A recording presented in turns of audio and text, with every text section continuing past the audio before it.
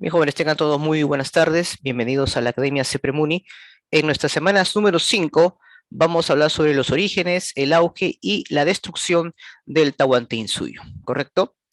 Algo importante que debemos tomar en cuenta es que podríamos resumir que el Tahuantinsuyo o los incas fueron, en este caso, a ver, no se olviden por favor su audio, por favor. El audio, por favor, el audio. Muy bien. Les mencionaba que los incas fueron la máxima síntesis cultural, ¿correcto? Del mundo andino.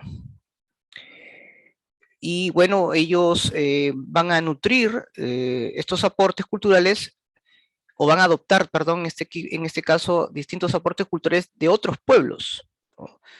Recuerden que la civilización andina tiene pues una larga trascendencia, ¿no? Hablamos pues de miles de años. Desde las altas culturas, como Chavín, Paracas, por ejemplo, hasta el intermedio tardío, ¿no? Los incas van a asimilar mucho del aporte cultural de estas grandes culturas y hasta pues formar para muchos un imperio, ¿no? Un imperio que se expandió en toda la América precolombina, abarcando inclusive hasta 6 países actuales. Hablamos de Colombia, Ecuador, Perú, Bolivia, Argentina y Chile, ¿correcto? Muy bien. Como toda gran civilización pasa por un proceso histórico y vamos hoy día a estudiarlo rápidamente. Ahí está, ¿no? Observen el gráfico, vamos a hablar un poco sobre la evolución histórica, ¿no? Aquí, por ejemplo, lo dividimos en el periodo curacal, la Confederación Cusqueña y la etapa imperial, ¿de acuerdo? ¿Por qué, profesor, se le llama periodo curacal? Bueno, viene del término curacasco, que significa pues una comarca, un pueblo va a estar organizado y liderado por un curaca, que es una especie pues de líder, que tiene en este caso atribuciones religiosas y también administrativas, ¿correcto? En este periodo se caracteriza por la llegada de los primeros incas al valle del Cusco, que en realidad hay que recordar pues que el Cusco primitivo, es decir, la zona donde los incas van a sentarse, se llamaba Acamama. Justamente en ese lugar es donde van a habitar muchos pueblos originarios, como los ayamarcas, pinahuas, pocres, lares, etcétera, que al final van a ser conquistados por los incas. ¿De dónde entonces provienen los incas, profesor? Provienen obviamente de la zona del altiplano, de la ciudad de Taipicala, ¿no? Recuerden que el origen histórico de los incas justamente nos indica que un grupo de ellos van a migrar en un primer momento cerca de las orillas del lago Titicaca, que en ese momento se llamaba Puquinacocha, y luego se van a trasladar al valle de Acamama, ¿no? Ahí justamente donde aparece la figura de Manco Cápac o Ayarmanco, ¿no? Que es el que conquista a los pueblos originarios del valle de Acamama, ¿correcto? Justamente el término Cusco, Cusco o Cosco es un término obviamente de la lengua de lo que vamos a llamar el Tahuantinsuyo. Como les mencioné la semana pasada, la lengua originaria de los incas, de la élite, era básicamente el puquina, ¿correcto? El puquina, y no en este caso el quechua, ¿no? El quechua si lo van a tomar en cuenta o lo van a imponer obviamente como parte obviamente del establecimiento o de la organización política y administrativa del Tahuantinsuyo, ¿de acuerdo? Muy bien, a ver un momento, parece que mi cámara se ha congelado. Un ratito, a ver. Vamos a ver, a veces pasa esto. Un ratito lo voy a desconectar. A ver, no sé qué habrá pasado acá. Un momentito, un momentito. Ese problema que a veces se llena de memoria. Un ratito ya, chicos. Un momento, por favor.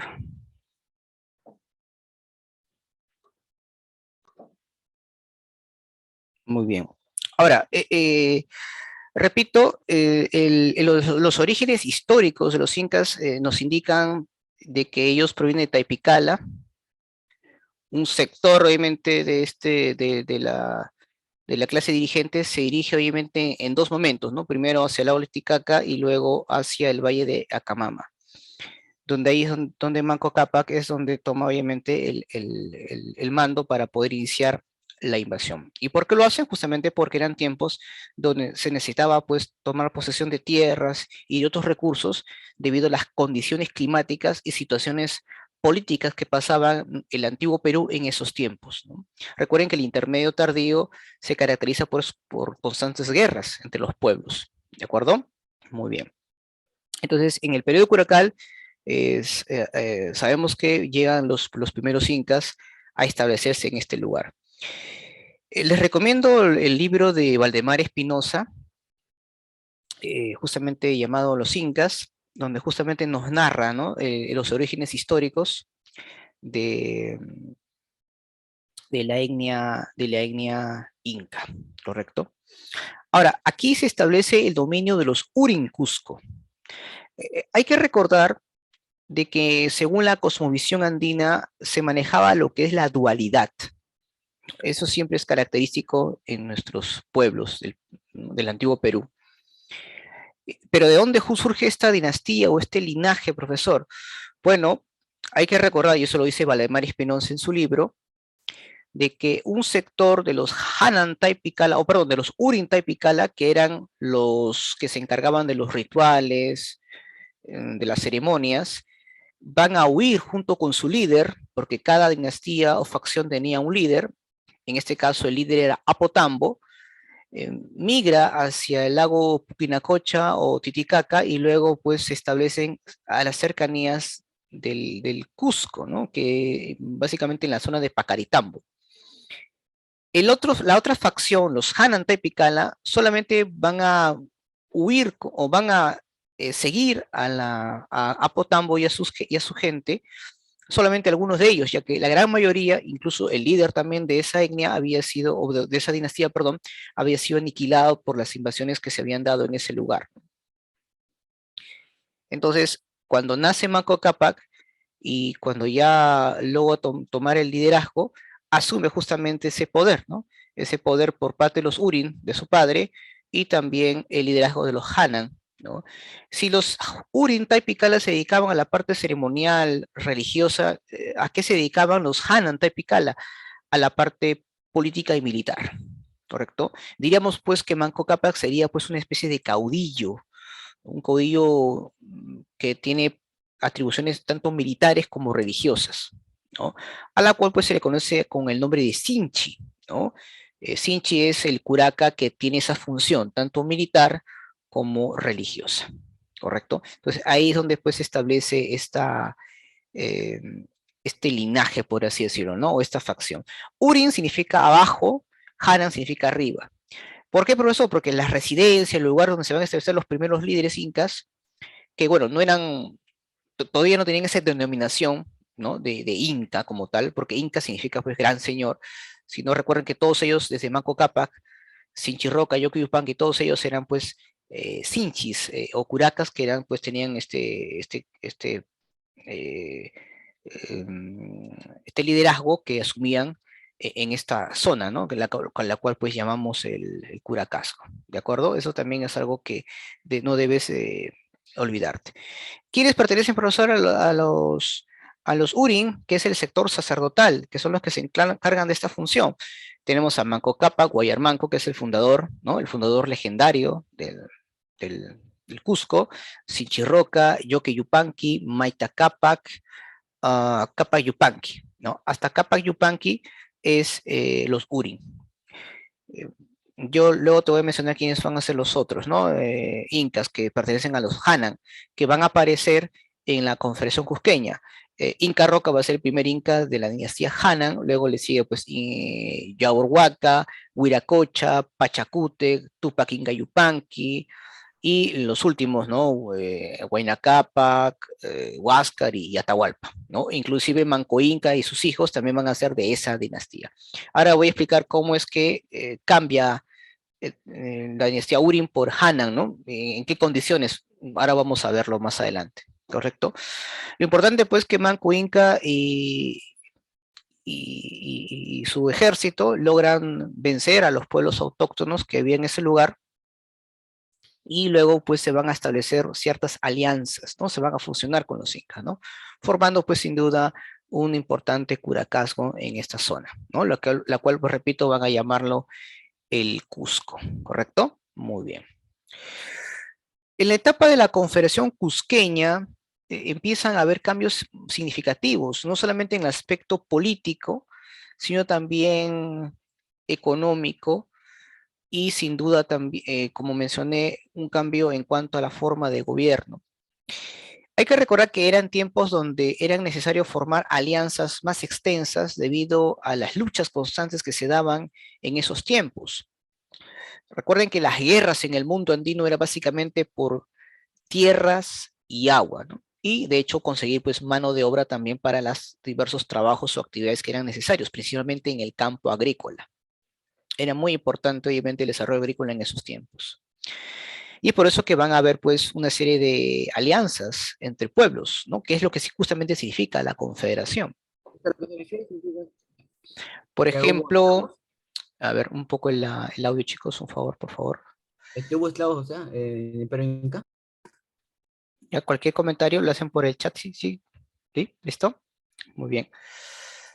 Aunque de repente por ahí tienen una pregunta, creo, me parece. Me preguntaban algo de la esclavitud. Bueno, diríamos pues que sí, había una especie, bueno, la esclavitud en el mundo andino no hay que relacionarla con la esclavitud que hubo en Grecia, o en Atenas principalmente, ¿no? Hablamos pues de una esclavitud tipo estatal, como de repente lo que había en el antiguo Egipto o en Mesopotamia, ¿no? De hecho, obviamente hay registros actuales que demuestran que muchos de los prisioneros de guerra, en la cual se daba en esos tiempos, eran obligados a trabajar en la ceja de selva, en las plantaciones de hojas de coca, por ejemplo, ¿no? Nos hablamos pues de un tipo de esclavitud. Las acdias, por ejemplo, también, ¿no? Las mujeres escogidas eran también una especie de esclavas, ¿no? Justamente Valdemar Penosa también tiene otro libro llamado Los modos de producción en el antiguo Perú, básicamente en los incas, y al lado justamente de la esclavitud. En la plataforma que tengo les voy a mostrar unos links a unos artículos también sobre la esclavitud, ¿no? En tiempo de los incas, ¿de acuerdo? Eso también voy a darles para que puedan ustedes descargarlo y lo puedan tener. No se preocupen por ese lado. Muy bien. Retomando nuevamente entonces a la clase, diríamos pues que era necesario pues formar alianzas con otros pueblos, ¿no? Y era muy, no, muy común, por ejemplo, en la parte centro se formaron alianzas, por ejemplo, entre los pueblos huancas, ¿no? La Confederación Huanca. Algunos investigadores consideran que también hubo una serie de formación de alianzas en la parte surandina de los chancas, ¿no? La Confederación Chanca, algunos atribuyen que eso existió, y por otro lado, pues los incas también van a establecer justamente este tipo eh, de manera estratégica estas alianzas con pueblos cercanos a ellos, ¿no? Para poder obviamente defenderse y atacar frente a sus enemigos comunes, ¿correcto? Ahora, el organizador de la confederación, obviamente, eh, cusqueña es Inca Roca, ¿correcto? Inca Roca. Ahora, mucho dirán, profesor, ¿por qué Inca Roca es de la dinastía Hanan? Muy bien, acá hay dos cosas importantes que hay que tomar en cuenta de Inca Roca. Primero, es el primer líder en llamarse Inca como tal, ¿no? En la cual deja de ser obviamente un Sinchi, un jefe local, y bien asume una función mucho más centralizada. ¿Y por qué ahora es de la dinastía Hanan? Si sabemos pues que Inca Roca, como mencioné en su momento, era hijo de quién? A ver, ¿te acuerdan? ¿De quién era hijo Inca Roca? De Capac Yupanqui, ¿no? De Capac Yupanqui. Pero profesor, Capac Yupanqui era Urin, Maita Capac, su padre también lo era, Yoque Yupanqui, en fin, etcétera, ¿no? ¿Cómo es que esta situación cambia? Muy bien. Lo que pasa es que en el mundo andino, eh, el papel de la mujer es muy importante. Vamos a poner acá una especie de analogías. Por ejemplo, actualmente, cuando dos personas se casan, un hombre y una mujer, y tienen un hijo, ¿qué predomina más? El apellido paterno, ¿verdad? Ya no, ese es obviamente bajo un punto de vista occidental, ¿no? De la Europa de ese tiempo que se va a arraigar acá. Pero en el mundo andino no pasaba por ese lado. Claro, no habían apellidos, los nombres se dan básicamente por las habilidades que tenía cada individuo, pero por el lado, por la línea materna era lo que siempre predominaba, ¿no? En este caso, hablamos del hijo. Y hay que recordar que los incas, la élite, tenía la posibilidad pues de tener varias esposas, ¿no? Muchas obviamente de las esposas de los incas, Urin, eran justamente de la misma dinastía. Pero resulta pues que el hijo de Inca Roca, Capac Yupanqui, también pues tenía otra esposa, pero no era de la dinastía Urin, sino Hana. Por lo tanto, al nacer Inca Roca, ¿por qué lado obviamente se va a orientar? Por el lado de la madre, ¿correcto? Entonces, Inca Roca es Hana. Esto va a ser importante porque es donde los Hanan, que era el sector militar, vieron la mejor oportunidad para poder tomar el poder. Se produce algo como una especie de golpe de Estado, por así decirlo, contra Capa Yupanqui. Ahora, hay otros factores que van a permitir esa condición. Para empezar, ya los incas se habían establecido por mucho tiempo. Por lo tanto, cada dinastía ya debería tomar su función como corresponde. El sector sacerdotal, que es los Unusurin, debía dedicarse pues a la parte ceremonial, religiosa, mientras que los Hanan eran los que deberían tomar las riendas del aparato estatal, ¿no? Es decir, la parte política y administrativa. Además, el ejército ya se había consolidado en ese tiempo. Por lo tanto, era cuestión de, de tiempo para que esto volviese a establecerse. Y encontraron la mejor oportunidad, ya que justamente había un Inca por el lado de los Hanan. En este caso hablamos de Inca Roca. Y es por eso que la madre de Inca Roca va a hacer todo lo posible, junto con el apoyo del ejército, para que nombren a Inca Roca como el nuevo líder, ¿no? de esta etnia. E incluso Capac Yupanqui muere envenenado. Es muy posible que haya sido por obra de su esposa, ¿no? La madre de Inca Roca, que eso haya ocurrido. Recuerden que en la política de los tiempos de los incas, las intrigas, las traiciones y, y otras situaciones de esta índole eran comunes, ¿de acuerdo? Esta guerra entre Huáscar y Atahualpa pues no fue algo inusual, ¿no? Siempre obviamente había ocurrido esto, ¿no? A pesar de que el Inca tenía la disposición de tener a un cogobernante, es decir, a través de sus méritos podría incluso llegar a ser el próximo gobernante, ¿no? Pero no siempre eh, se iba a hacer de esa manera, ¿no? A veces eh, la, hay una especie de complot o algún tipo de astucia política para poder lograr tomar el poder, ¿no? Eso era común en tiempos de los incas. Y la población no se metía absolutamente para nada, ¿no? Dejaba pues que los grupos dominantes se peleaban entre sí y al final pues eh, la población aceptaba, ¿no? A la clase dirigente de ese momento. No tenían una intervención directa en los asuntos políticos. ¿De acuerdo? Es algo bien característico en la sociedad del antiguo Perú. Muy bien. Bueno, ahí pues justamente en la Confederación Cusqueña es donde se produce el ascenso de los Jana. ¿Correcto? Muy bien. Ahora, va a ser durante el gobierno del Inca Huiracocha donde la situación va a ser mucho más complicada para los incas. ¿Por qué? Porque los chancas habían logrado tomar posición importante en la parte surandina y solamente era cuestión de derrotar a los incas para poder tomar el control de toda esta zona. Eran tiempos donde los incas tenían por así decirlo, una situación complicada, es decir, los chancas estaban mejor preparados militarmente que los incas, aparte pues que los gobernantes no estaban a la altura de las circunstancias, tanto Huiracocha como el propio sucesor, que era Inca Urco. Tanto es así que incluso ante la inminente llegada de los chancas hacia el Cusco, tanto Inca Urco como Viracocha deciden huir, pero uno de los hijos de Viracocha, Cusi Yupanqui, decide enfrentarles, forma alianzas con otros pueblos para poder hacer frente a los chancas y los logra vencer en la batalla de Ichupampa, que luego se va a llamar Yaguarpampa, ¿no?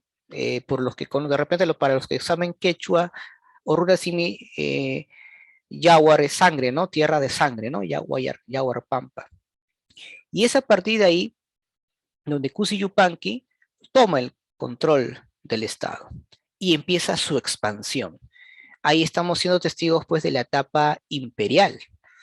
Y Cusi Yupanqui cambia su nombre por el de Pachacuti o Pachacute, ¿no? Que así lo conocemos, que significa pues el que va a transformar, ¿no? Es más, muchas de las cosas que hoy vamos a aprender, tanto en el aspecto político, económico, son, digamos, importantes logros de Pachacuti, ¿correcto? Que es lo que justamente vamos a ver, ¿no?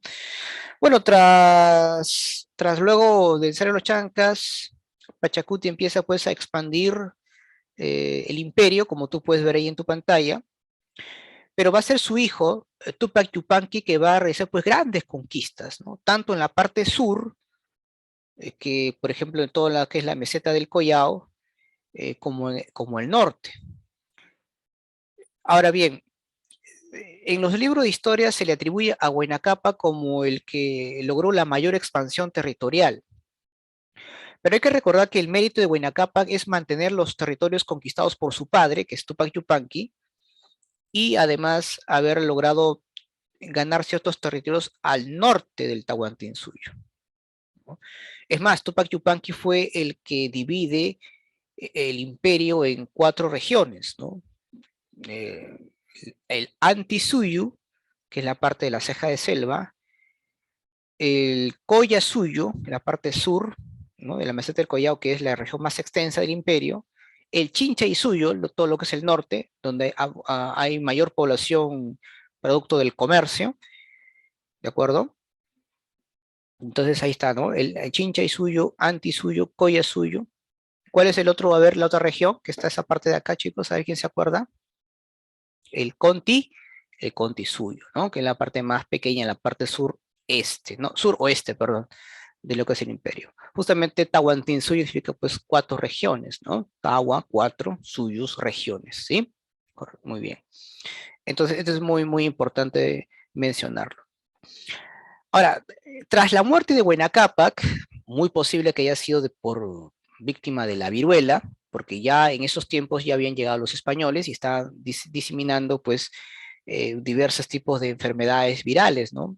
Recuerden que acá llegó la gripe aviar, llegó la viruela y otras enfermedades terribles que básicamente afectaban a la población indígena, ya que lamentablemente pues, este tipo de enfermedades era muy común en Europa y ya habían logrado tener anticuerpos, pero aquí en esta zona de América no conocían obviamente ese tipo de enfermedad, ¿no? Y por eso que murieron millones. Es más, algunos atribuyen que estas enfermedades fue una de las principales causas del decaimiento de muchos pueblos importantes, en este caso, por ejemplo, como el del Tahuantinsuyo. ¿Ya? Entonces, una de las razones, una de las causas también por la cual los españoles logran vencer a los incas, no solamente es el apoyo que recibieron por parte de las etnias locales, que eran enemigos de los incas, sino que además, pues, las enfermedades también contribuyeron bastante en la caída del Tahuantinsuyo, ¿sí? Muy bien. Y bueno, ahí justamente tras la muerte de Huayna Capac, pues no se sabe exactamente quién es el próximo sucesor. Se le atribuye que era Ninan Koyuchi, el sucesor de Huayna Capac, pero también había muerto, también víctima de esta enfermedad. Y es donde justamente la madre de Huáscar, al saber la muerte de Huayna Capac, va corriendo, bueno, por así decirlo, ¿no? Se va yendo, va directamente hacia el Cusco, busca el apoyo de los nobles cusqueños para poder nombrar a Huáscar como el sucesor de Huayna Capac, ¿correcto? Muy bien. Entonces, por eso que Huáscar es el inca legítimo, porque se ciñe la borla imperial o la mascapaicha, ¿no? El caso de Atahualpa, jóvenes, es un caso muy interesante, ya que él era un gobernador en la zona norte, ¿no? Lo que ahora es Quito, Ecuador.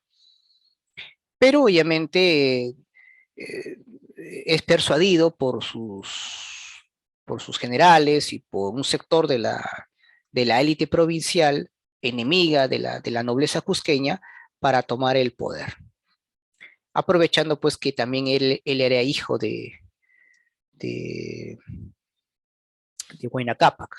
Acá en realidad pues la rebelión o la guerra civil, como muchos llaman, era por un sector o era mayormente por tema de poder e intereses económicos, ¿de acuerdo?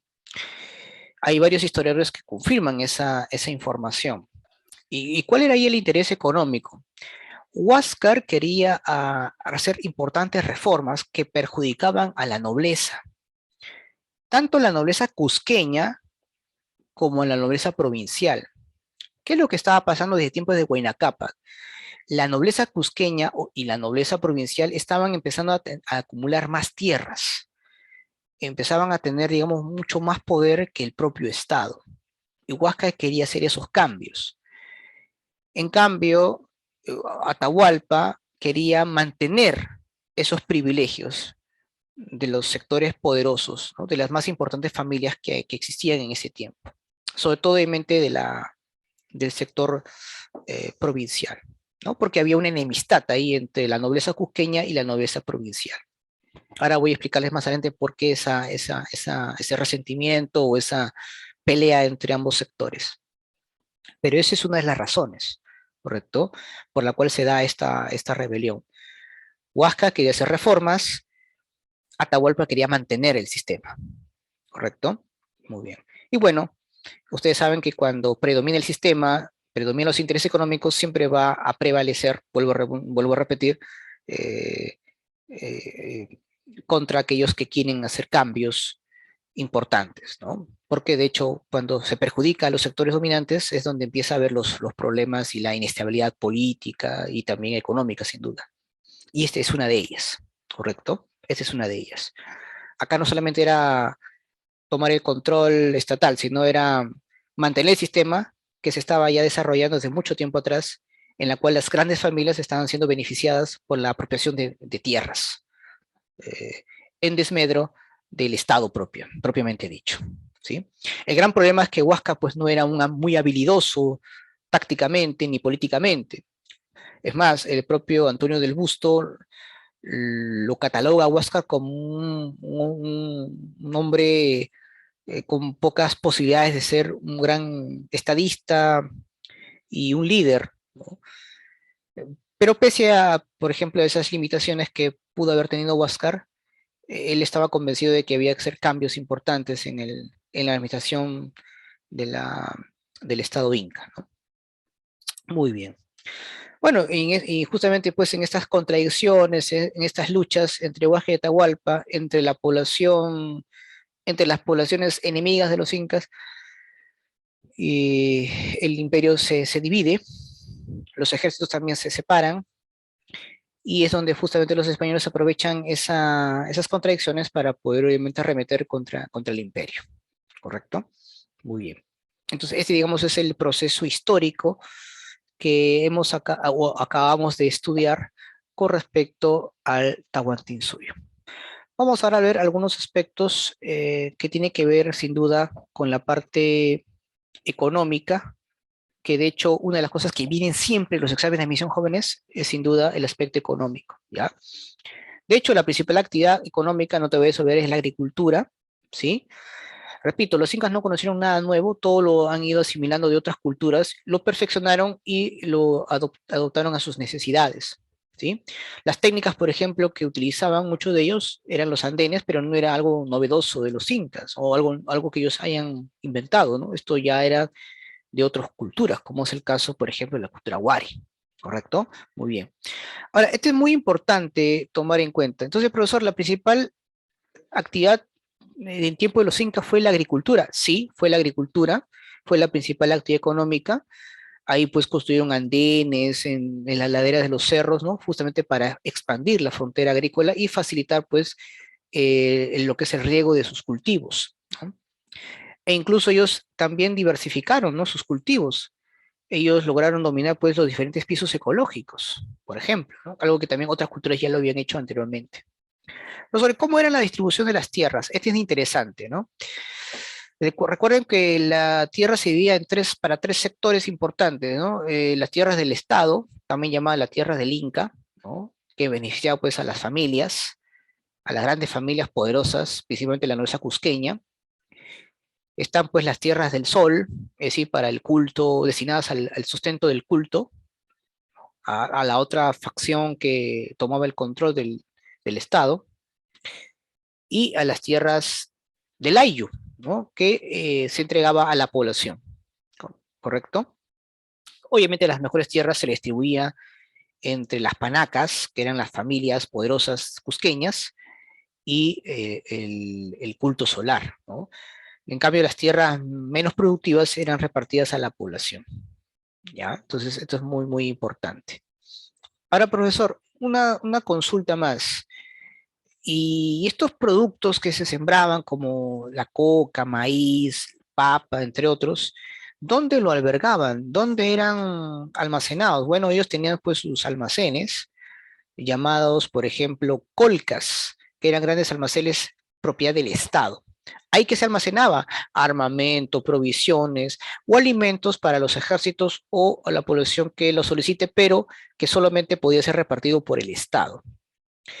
Estaban las pirguas también, que eran almacenes del Ayllu, es decir, los excedentes productivos eran almacenados ahí en caso de la población lo necesitase, y era repartido por el curaca. Por ejemplo, en caso de sequías, inundaciones, estos productos podían ser repartidos.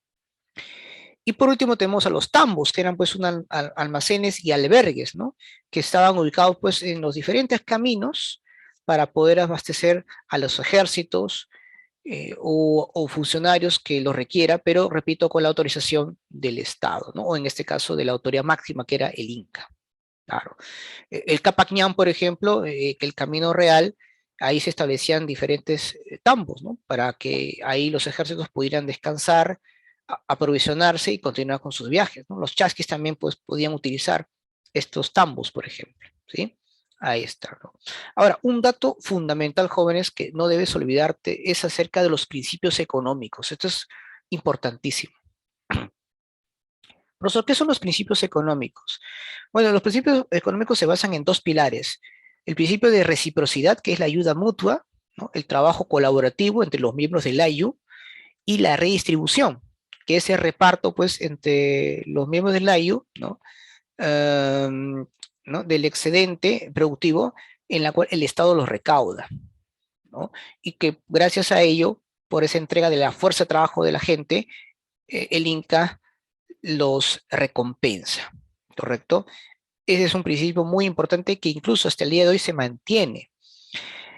Es más, muchos investigadores consideran que uno de las razones por la cual los incas no van a poder controlar o detener el avance de las tropas españolas y de sus aliados es justamente porque no pudieron mantener ese principio de reciprocidad y redistribución.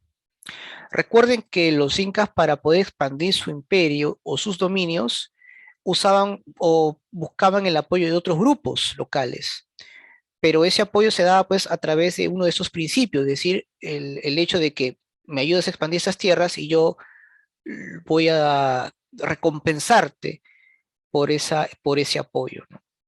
Cuando el ejército prácticamente inca se divide por esta guerra civil entre Huáscar y Atahualpa, muchos pobladores que se dedicaban a la parte agrícola abandonan sus tierras y se enrolan a los ejércitos. Por lo tanto, la producción disminuye. Y el Estado pues no va a tener la capacidad para poder distribuir algún tipo de compensación para poder pedir apoyo a otros pueblos. Porque los principios de reciprocidad y redistribución se mantienen, ha sido algo muy notorio en el mundo andino que, repito, hasta el día de hoy existe, ¿no? Entonces, una de las razones justamente de la caída del Imperio de los Incas es que no tenía esa capacidad para poder pedir apoyo a otros pueblos, porque se había roto este vínculo o este principio, ¿no?, de reciprocidad y redistribución. ¿De acuerdo? Muy bien. Les recomiendo pues el libro de John Murray, por ejemplo, que habla bastante acerca de estos principios económicos, ¿no? Que de hecho, repito, viene bastante. Aquí, por ejemplo, puedes ver un gráfico, por ejemplo, cuando hay la redistribución, el Inca entrega esos beneficios, pero no los entrega directamente a la población, sino al intermediario. ¿Intermediario quién es? Es en este caso el curaca, ¿no? El curaca. Ahora, las formas de trabajo o explotación por parte del Estado eran tres principalmente. Hablamos del AINI, ¿correcto? Que era el trabajo recíproco entre los miembros del AIU. Está lo que es la MINCA, el trabajo colectivo en beneficio de la comunidad, pero dirigida por el Estado. Justamente los principios de redistribución y reciprocidad se manejan en base pues, a la MINCA y al AINI. Y luego tenemos a la MITA, que era un trabajo obligatorio que toda población o todo poblador debería hacer en beneficio del Estado. En este tipo de trabajo sí, el Estado no contribuye en nada. Era un trabajo que tú tenías que hacer sin recibir algún tipo de compensación a cambio, como por ejemplo servicio militar o un trabajo en establecer puentes, caminos que beneficien al Estado en sí, ¿no? Eso básicamente era lo que era la mitad. Ahora, hay otro tipo de trabajo exclusivo organizado solamente por las mujeres en caso de desastres naturales, como deslizamientos de lodo y barro, los llamadas yokyas, mal llamadas huaicos, por ejemplo, terremotos o desbordes, ¿no? Que eran comunes en las zonas andinas. Ese tipo de trabajo era la chunga, ¿ya? Por si acaso. Muy bien. Eso es con respecto pues a la organización económica, ¿no? Que de hecho es muy, muy importante mencionarlo. Veamos un poco sobre la organización social, jóvenes. Como tú puedes ahí apreciar, obviamente era clasista. Tenemos ahí, por ejemplo, en la pirámide, en la parte, en la cúspide, obviamente a la nobleza. Ahora, esta nobleza se divide en dos secciones. La nobleza de sangre o categorías. La nobleza de sangre se le llama así porque estaba constituida pues por las grandes familias cusqueñas, incluyendo pues a la de los incas, que ellos eran los que recibían los mejores beneficios, las mejores tierras. Y luego tenemos pues a la nobleza de privilegio, que a su vez también se divide en nobleza de privilegio llamado territorial o provincial, ¿no? ¿Y cuál es la diferencia? Pero para empezar, no eran nobles cusqueños.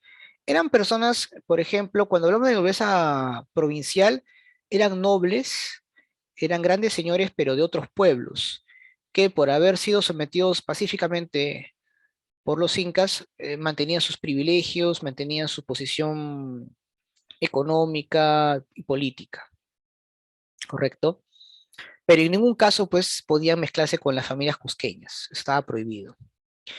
La nobleza de privilegio en sí, como tú puedes ver ahí, son personajes también importantes que hayan contribuido en beneficio del Estado. Por ejemplo, un alto mando militar, que de hecho no era de la nobleza cusqueña, pero por haber ayudado al Estado a lograr su expansión, era recompensado. Pero vuelvo a reiterar, ni la nobleza de privilegio ni la nobleza provincial podía mezclarse con la nobleza de sangre. Y ahí donde justamente empieza pues estas controversias entre la nobleza provincial y la nobleza cusqueña. Por ejemplo, en el libro El ejército inca, ahí menciono, por ejemplo, que cuando iban al frente los ejércitos para invadir otros pueblos, quienes iban adelante y quienes lograban tener las mejores tierras eran justamente los ejércitos de la nobleza cusqueña. Los altos mandos militares eran justamente de ese sector, de esas grandes familias. Y más bien los otros mandos militares de provincias que iban atrás eran los que recibían pues eh, prácticamente lo que podían, en este caso, beneficiar. Es decir, las mejores tierras se llevaban la nobleza de sangre y lo que sobraba, pues, eran entregados a estas noblezas provinciales, ¿no? Por así decirlo, ¿no? O sea, siempre eran menospreciados por ese lado. O sea, por más noble que seas, al no ser de la nobleza cusqueña, pues eras menospreciado por ese sector dominante. ¿Sí? Entonces ahí pues, se da ese resentimiento, ¿no? Tremendo entre la nobleza provincial y la nobleza de sangre, ¿no? Muy bien. Y bueno, vemos pues que debajo tenemos de la pirámide social está sin duda los, la población, ¿no? El Hatun Runa, el Ayllu propiamente dicho, ¿no? ¿Y quién era el Hatun Runa? Pues era el campesino común, que era pues sin duda la base social que se organizaba pues en ayllus o en estas grandes familias, ¿no? O bueno, o familias, ¿no? Por así decirlo, ¿no? Luego tenemos pues, a los mitimaes o mitmacunas, que eran personas que tenían que tributar, y de qué manera tributaban, trasladándose a otros sitios, ¿no? Eran los colonos, ¿no? Ahora, muchos de ellos, por ejemplo, como tenían que abandonar sus hogares y establecerse en otros pueblos, pues justamente eran en ciertamente recompensados e incluso no tributaban, ¿no? Justamente por cumplir esa función. Los vacunas tenían obviamente la obligación o el deber de justamente trasladarse a otros pueblos para poder obviamente mantener la hegemonía de de la cultura inca. Por ejemplo, cuando habían pueblos muy belicosos que no se querían someter a los incas, pues, ¿qué hacían la administración incaica? Expulsaba a todos esos pobladores, los trasladaban a otro lugar e imponían a los colonos en esa zona, justamente para evitar futuras rebeliones, por ejemplo. Pero también había mitmacunas o colonos que eran trasladados de manera obligatoria como castigo, por ejemplo, cuando cometían pues algún un acto contra el Estado, ¿no? Pero por lo general pues los mitimaes eran pueblos que se trasladan a otros lugares para mantener la paz o el orden en aquellos lugares que posiblemente podrían haber rebeliones o sublevaciones, ¿no? Tenemos a los yanaconas también, que eran una especie de siervos a perpetuidad que trabajaban en beneficio de la nobleza. Tenemos a los pinacunas o piñas, que eran pues los esclavos que había mencionado hacia el inicio, esclavos dedicados pues al trabajo, a la plantación de hoja de coca en la ceja de selva, ¿no? Pero repito, ¿no? Hablamos de un esclavo en servicio del Estado, ¿no? No es que cada uno tenía pues un esclavo, ¿no? Lo que sí las grandes panacas tenían yanaconas, tenían sirvientes, ¿no? Su expansión había crecido tremendamente, justamente durante tiempos de buena capa, incluso desde mucho antes, ¿no? Que donde cada vez las panacas empezaban a tener un mayor control de las tierras y que eso, sin duda, el Estado estaba muy preocupado por esa situación. Muy bien. Entonces, ahí está justamente la estructura social, ¿no? Te había mencionado pues que las sayas pues eran un grupo de mujeres seleccionadas por sus habilidades, por su belleza. Por ejemplo, se dedicaban pues a la producción del tejido para la élite, para la nobleza cusqueña principalmente. E incluso muchas de esas agnias eran también una especie, o eran consideradas pues una especie de obsequios, ¿no? A los curacas, a los altos mandos militares también. Por eso que te menciono que las agias pues eran también una especie de esclavas, ¿no? Y donde obviamente estaban todas ellas encerradas en los ayahuasi, ¿no? Los ayahuasi justamente se llaman la casa de las escogidas y estaban a cargo de las mamaconas. En Pachacamac, por ejemplo, hay un ayahuasi. Sería muy bueno que algún día pudieran ir por ahí, ¿no? Muy bien.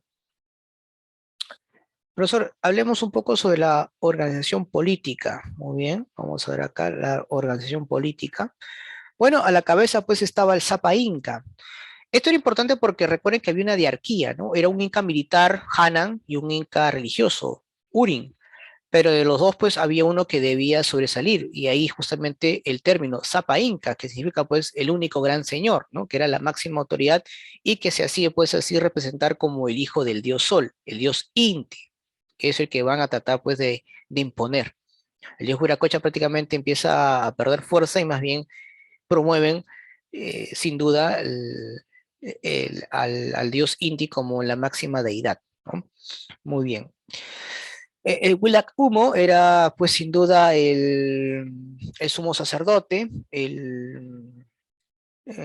era el que se encargaba, ¿no? De los asuntos religiosos, de las ceremonias, ¿no? Tenía un papel muy importante.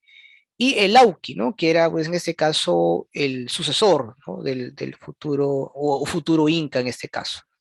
Una especie de príncipe, ¿no?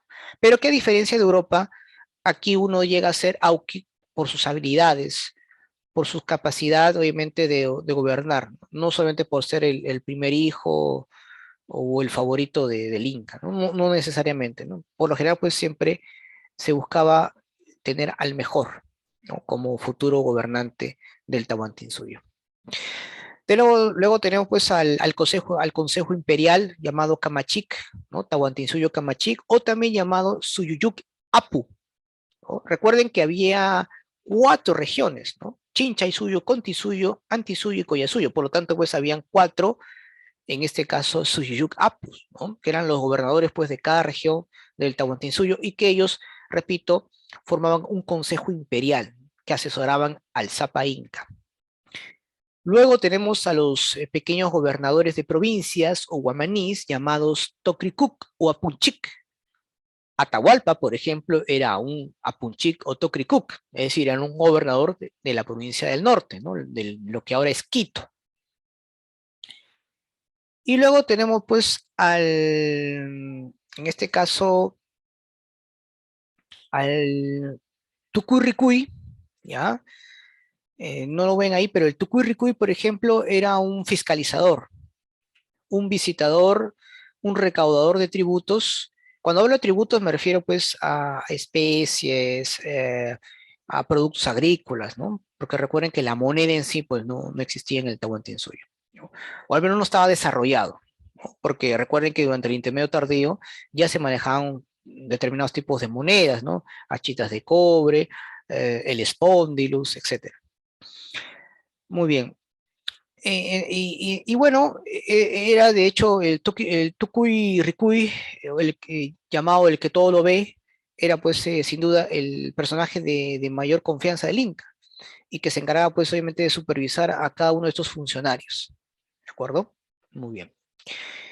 El imperio obviamente para tomar control de los pueblos utiliza un idioma que es el runasimio quechua, pero repito, lo utilizaban obviamente como un control, ya que la gran mayoría de la población pues hablaba ese idioma. Incluso en tiempos de los Waris se manejó justamente ese mismo lenguaje, ¿no? Los incas en este caso no cambiaron nada en ese aspecto. Solamente la élite dominante, la nobleza cusqueña, solamente hablaba pues el puquina. Tenían pues la red vía del Capañán justamente para lograr su expansión y mantener el control de la parte estatal. Estaba dividido el imperio en 4 regiones o suyos, ¿no? Y las más principales ciudades administrativas se llamaban yactas. Machu Picchu, por ejemplo, fue una yacta. No solamente fue un lugar de residencia de Pachacútec, una residencia temporal, sino también fue una yacta, ¿no? Es decir, un lugar donde pues se recaudaban los tributos para luego pues ser derivadas a la capital. Y el dios obviamente que van a imponer pues es el dios Inti, ¿no? El dios Sol, ¿de acuerdo? Muy bien. En lo que es aspecto cultural, profesor, bueno, en religión diríamos pues que los incas eran politeístas, es decir, adoraban a muchos dioses, ¿verdad? A muchos dioses. Y eran panteístas, porque también, sin duda, divinizaban a distintos elementos de la naturaleza. Ellos se basaban pues en la cosmovisión andina, no te vayas a olvidar de eso, ¿no? Y sus principales dioses pues eran los dioses ordenadores del mundo, del universo. Entre sus principales deidades está pues sin duda el dios Inti, el dios Sol, el dios Huiracocha, que era el ordenador del mundo, Quilla, diosa de la luna, Pachacama, dios de los temblores, que es la máxima deidad de la costa peruana, Pachamama, madre tierra, Mamacocha, madre de las aguas, Pariacaja, otro importante deidad costeña, el dios de las lluvias, e Illapa, ¿no? El dios de los rayos y truenos, ¿correcto? Es importante mencionar, jóvenes, que en el tiempo de los incas se hacían sacrificios humanos, ¿correcto? Todos estos estaban asociados pues a rituales llamados el capacocha. Por ejemplo, profesor, ¿qué era el capacocha? Era sin duda el sacrificio de niños y adolescentes. Tenemos registros actuales, por ejemplo, que la dama de Ampato, encontrada en Arequipa, la famosa momia Juanita, era pues una doncella inca que fue sacrificada, ¿no? Tenemos a las doncellas de Salta, en la Argentina, que también obviamente se ha descubierto pues que eran sacrificios de niños, ¿no? ¿Y por qué sacrificaban niños? Justamente por la pureza. Mayormente cuando un inca entra al gobierno, se sacrificaba obviamente niños. Cuando se iba a hacer invasiones militares, también era costumbre sacrificar personas, ¿no? Era parte, repito, de los rituales que se daban en tiempos del Tahuantinsuyo, ¿ya? Entonces, bien, el Capacocha, ¿ya? Profesor, y cuando habla de usted cosmovisión andina, ¿cómo dividen el mundo andino? Bueno, lo dividen en tres zonas, ¿no? El Hanan Pacha, el mundo de arriba, ¿no? Donde están ahí las deidades. El Kai Pacha, que es el mundo real, el mundo de los hombres, de los seres vivos. Y el Ucupacha, pues el mundo subterráneo, ¿no? El mundo obviamente de los muertos, ¿no? Hay que recordar que los incas apreciaban bastante a sus ancestros, e incluso las familias procuraban mantener viva la imagen de sus antepasados. Veneraban a las momias, ¿no? Las llamadas malquis, que era obviamente una costumbre del tiempo de los, ¿no? Incluso anteriores a los incas. En cuanto a cerámica, bueno, fue de carácter utilitario, polícromo, destacaban pues, los famosos urpus, guaríbalos, también conocidos así, para almacenar pues chicha, que era una bebida muy importante de los incas, ¿no?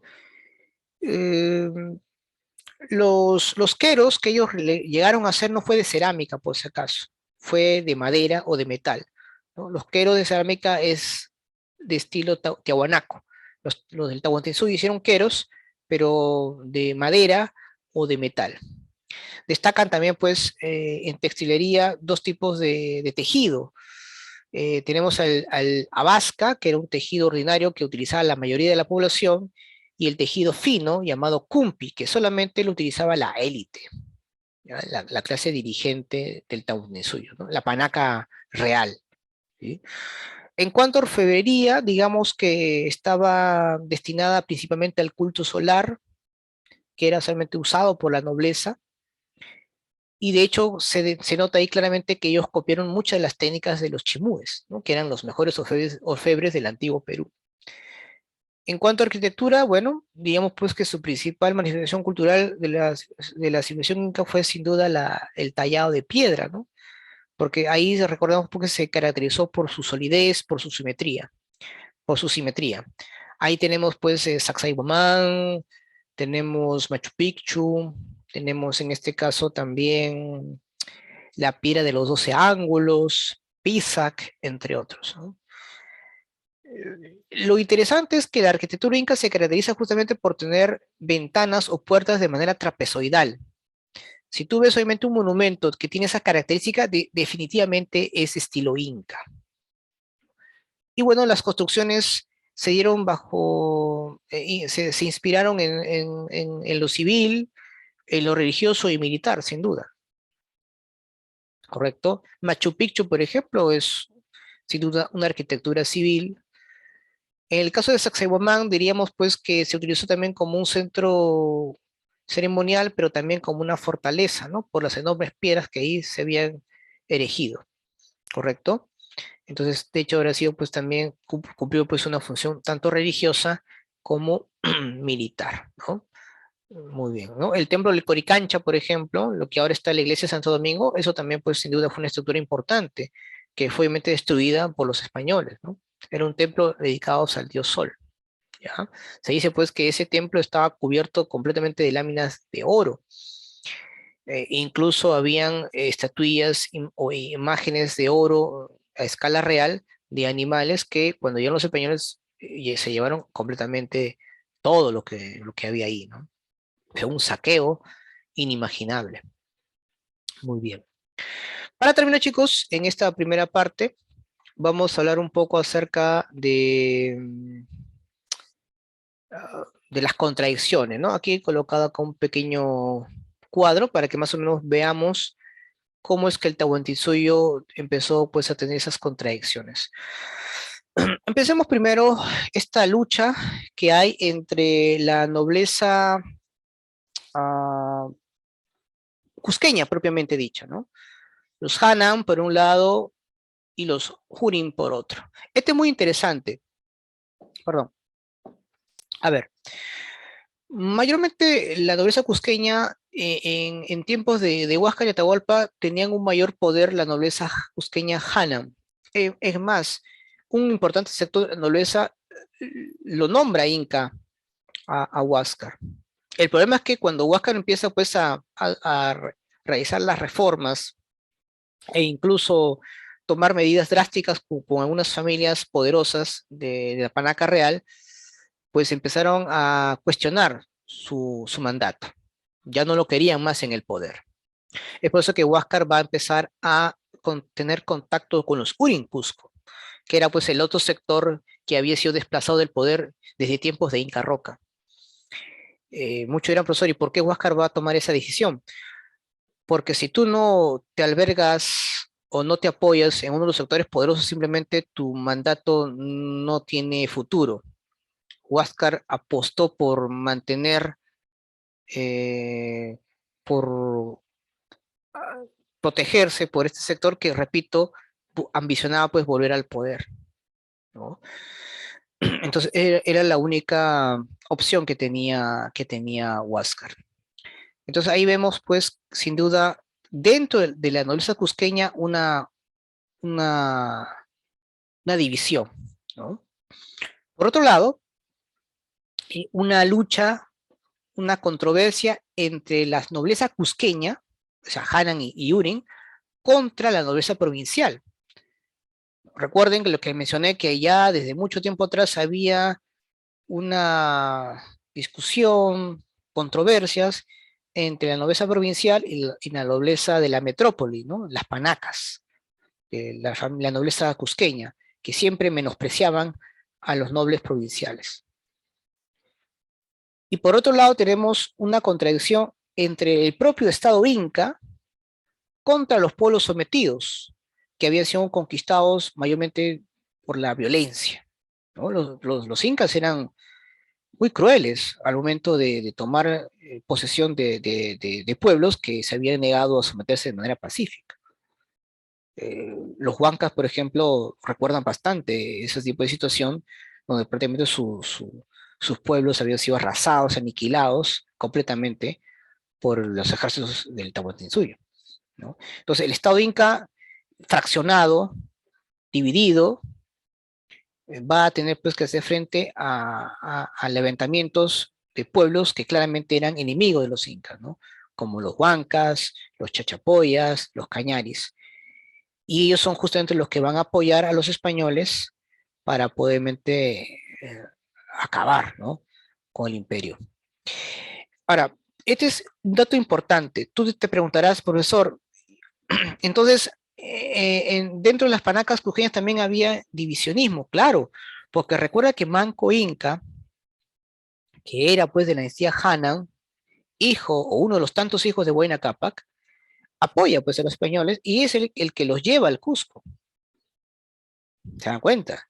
Claro, porque incluso la nobleza cusqueña Hanan también estaba fraccionada, totalmente. Entonces era una situación muy compleja en realidad. Lo que pasa es que a veces estamos acostumbrados a solamente leer algunos informes así sencillos o, o lo que está en la web donde dice, no, los españoles vencieron a los incas, pero no te dicen nada más. No se empiezan a analizar qué es lo que realmente ha pasado al interior del estado incaico, ¿no? cuáles fueron esas contradicciones. Cuando tú empiezas a analizar cada uno de estos aspectos, ahí te podrás dar cuenta realmente qué es lo que pasó.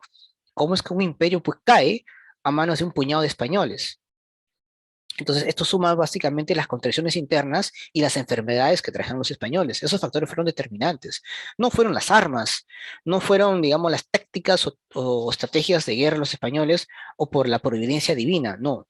Fueron obviamente otros factores que justamente ocasionaron ese tipo de situaciones, ¿no? Y ahí justamente los estamos viendo. ¿Mm? Entonces, esto es algo que debe siempre tomar en cuenta. Por ejemplo, cuando Atahualpa ordena a sus generales a tomar el Cusco luego de la muerte de Huáscar, pues lo primero que hacen es tratar de aniquilar a muchas de las familias de Huáscar, que eran principalmente de Hanan, ¿correcto? Incluso llegaron a quemar muchas de las momias de las panacas, en este caso de Huáscar y sus antepasados. O sea, ahí te das cuenta, digamos, las división, las pugnas que habían justamente al interior de las panacas. Al parecer, una de las cosas que llama la atención de nuestra historia es que hay unos elementos que son repetitivos, ¿no? Algo en común que creo que tenemos es que cuando hay una situación caótica o cuando se presentan crisis extremas, es donde nuestras élites pues no responden en función a esa situación, ¿no? Más bien hay una mayor división. Eso lo hemos visto, por ejemplo, cuando fueron conquistados o sometidos por los españoles, junto con el apoyo de los grupos locales o étnicos, donde nuestra la clase dirigente inca estaba dividida. Otro ejemplo es cuando sufrimos la guerra con Chile, nuestra clase dirigente también estaba dividida, más peleaban por sus propios intereses que por el interés de la nación. Y ahora pues con la pandemia, pues al parecer también tenemos esa misma situación, ¿no? Tenemos pues una clase dirigente, y yo no me refiero solamente a la clase política.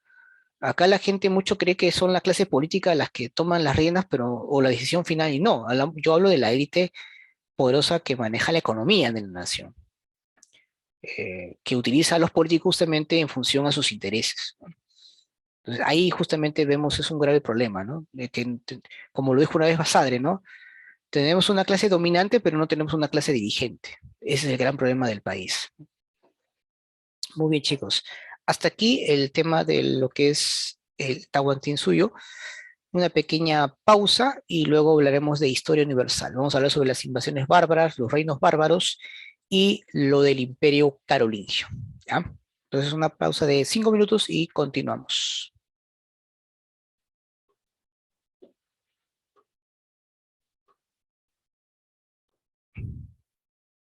Bien, jóvenes, continuando con la semana número 5. En historia universal vamos a hablar sobre las invasiones germanas y el imperio carolingio. Muy bien. Cuando cae el imperio romano de Occidente, jóvenes, digamos que una de las razones por la cual justamente se derrumba este importante imperio también fueron por sus propias contradicciones internas. El imperio había crecido enormemente, las milicias romanas ya no eran, pues, ya no solamente defendían al Estado en sí, sino que lo hacían en función, pues, a ciertos beneficios que podían recibir. Mayormente, pues, hablamos de mercenarios. Prácticamente la cúpula militar romana era la que pues, decidía o colocaba emperadores, ¿no? Prácticamente los puestos en tiempos de la antigua Roma eran, estaban en venta, por así decirlo. La corrupción, la mala administración y otros factores hicieron pues que empiece a colapsar el Imperio Romano. Las invasiones germanas lo que realmente hacen es dar la estocada final de una Roma pues que ya estaba agonizando por sus propias estructuras económicas. El esclavismo prácticamente estaba entrando en decadencia, estaba dando pues un cambio dramático en el sistema económico de la antigua, del viejo mundo. Estábamos entrando pues a un proceso a la cual llamamos feudalismo, ¿no? Muy bien. Vamos a ver entonces algunos aspectos importantes de estas invasiones germanas. Mencionarles, pues repito, que no fueron las razones primarias o principales por la cual pues cae el Imperio Romano, ¿no? Las invasiones bárbaras, repito, lo único que hacen es acelerar el decaimiento de Roma, ¿sí? Muy bien. A ver, empezamos entonces. Eh, los germanos son los pueblos mayormente que van a tomar o que van a invadir a Roma occidental. ¿Por qué lo menciono? Porque de hecho van a haber otros pueblos también que van a colindar con el imperio, ¿no? Los tátaro-mongoles, como los hunos, por ejemplo, los eslavos, pero mayormente los germanos. Y cuando me refiero a germanos, me estoy refiriendo pues a los francos, me estoy refiriendo pues a los visigodos, ostrogodos, etcétera, ¿no? Y ellos obviamente los que van a tratar de entrar al imperio, ¿no? Ahora hay que recordar pues que las invasiones bárbaras fueron en dos etapas, ¿no? La primera fueron invasiones pacíficas, en el cual, producto pues de guerras con otros pueblos que azotaban sus territorios, la hambruna y necesidades de diferente índole, obligan pues a estos pueblos a migrar hacia Roma, ¿no? En un primer momento van a ser emitidos porque recuerden que Roma empieza pues a adoptar muchos eh, mandos militares para tomar el control de las legiones romanas, ¿correcto? Por ese lado no hay ningún problema. Es más, muchos patricios arriendan sus tierras a los bárbaros, ¿no? Recuerden que el sistema esclavista estaba entrando en decadencia y los patricios para mantener sus privilegios arrendaban sus tierras. A eso pues se le conoce como el colonato, que es el antecedente a lo que luego vamos a llamar el feudalismo, ¿no? Que se va a dar oficialmente luego de la caída del Imperio Carolingio, ¿no? Entonces es importante siempre tomar en cuenta, ¿ya? Muy bien, entonces este es fundamental poder, digamos, recordarlo. Bueno, aquí vamos a ver algunas características. Entonces, no te olvides que cuando hablamos pues de las invasiones bárbaras, que son las que ingresan al imperio, son mayormente los pueblos germanos. ¿Ya? Eso es algo que no debes olvidarte. ¿Ya? Los germanos ahí es donde eh, se dan con mayor énfasis. Muy bien. Ahora, otro dato importante que quiero yo mencionarte aquí, lo siguiente, características. Bueno, hay que recordar pues que los germanos se dedicaban básicamente a la ganadería y lo complementaban con la agricultura. Era parte obviamente de una forma de supervivencia de ellos, ¿no? Sobre todo los pueblos estables, ¿no? Porque habían otros grupos que no se dedicaban, sino más bien al pastoreo o al pillaje. Los unos, por ejemplo, nunca habían logrado cultivar sus tierras, lo único que se dedicaban era a saquear a otros pueblos. En cuanto a su organización social, diríamos que se forman en clanes, ¿no? En la cual pues unían a todos los miembros de un linaje familiar en común, ¿no? Eso es costumbre, por ejemplo, principalmente pues en los sectores germanos o en áreas o territorios de Germania, ¿no? Como así se le llamaba en esa época. Manejaban pues costumbres y vínculos muy importantes en su vida diaria, ¿no? Ellos se consideraban a sí mismos hombres libres, ¿no? Y estaban siempre ligados ante un jefe militar que era el que em, los lideraba para diversas acciones, principalmente cuando se habla de guerras o de combates. Mayormente pues ellos creían en dioses como Odín, Thor. Recuerden, para ellos pues el mundo más importante del mundo de los dioses era Asgard, y los guerreros pues eran convencidos de que si cometían acciones militares en beneficio de su población, pues eran recompensados en el mundo que obviamente que no es terrenal, ¿no? Ellos eran llevados por las valquirias, mujeres hermosas que llevaban pues a los soldados que habían entregado su vida y que de hecho iban a vivir en la otra vida una serie de privilegios, ¿no? Esa era la creencia que tenían los pueblos germanos. Y bueno, en lo jurídico ellos creían bastante en las ordalías o juicios de Dios, ¿no? Eh, y también pues en el Berklet, que era el juicio de los hombres, ¿no? Recuerden que los germanos abandonan a sus deidades y muchos de ellos luego adoptan el cristianismo. Es más, el imperio carolingio, que se va a basar pues en las costumbres principalmente germanas y mezclados con las tradiciones romanas, pues en algunos aspectos también van a mantener este tipo de ordenamiento jurídico, ¿no? Las famosas ordalías, ¿no? Que antes era una forma de juicio que tenían para hacer bueno, eran sentencias, o normas jurídicas de sentencias para mantener pues justicia en esos tiempos, ¿no? Muy bien. Vamos a hablar ahora entonces, ahora de las razones, las causas por las cuales los bárbaros logran iniciar su invasión a Roma. De hecho, eran pues por temas económicos, sin duda, ¿no?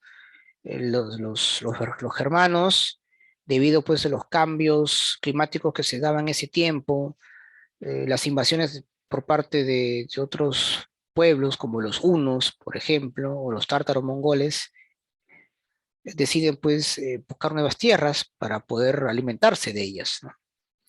Entonces, la búsqueda pues de nuevas tierras para implementar la agricultura fue sin duda una de las razones fundamentales para su supervivencia. Estos pueblos también van a ir aumentando con el paso del tiempo, entonces por lo tanto exigían mayor demanda y alimentos. ¿Y qué trae como consecuencia? Exigir nuevas tierras, buscar otros lugares para poder obviamente satisfacer esa necesidad, ¿no? Y bueno, muchas migraciones pues que se dan hacia Roma también obedece pues a la invasión de otros pueblos que los mencioné hace poco, ¿no? Los hunos, por ejemplo, ¿no? En lo cual pues hostigaban a las tribus germanas y eso obligado, pues, o sea, son obligados pues a iniciar una serie de migraciones al Imperio Romano. Muy bien. Cuando Roma cae, con el paso del tiempo se van a establecer diversos reinos, ¿no? Entre los más importantes, sin duda, pues están los lombardos, que son los que van a tomar posesión de la península itálica, ¿correcto? Luego van a ser expulsados por los ostrogodos. Por eso es que los lombardos se van a tener que asentar en la parte norte de Italia y los ostrogodos en todo en el centro, ¿no? Básicamente lo que fue la capital romana. Los reinos francos se van a organizar en todo lo que es la zona de las Galias, como tú puedes apreciar ahí en pantalla, los anglos y los sajones, en lo que es ahora la Gran Bretaña. Recuerden que de ahí justamente proviene la palabra Inglaterra, ¿no? Tierra de anglos. Y los visigodos se van a establecer en toda la península ibérica, mientras que los vándalos en la parte del norte de África, ¿no? Ellos son los principales mmm, reinos que se van a formar. De los tres, el más destacado sin duda son los francos, porque justamente el imperio carolingio nace a partir de la formación del reino franco o de la unificación del reino franco, ¿correcto? Entonces, profesor, los lombardos, ¿dónde se establecieron? Se establecieron pues en la península itálica,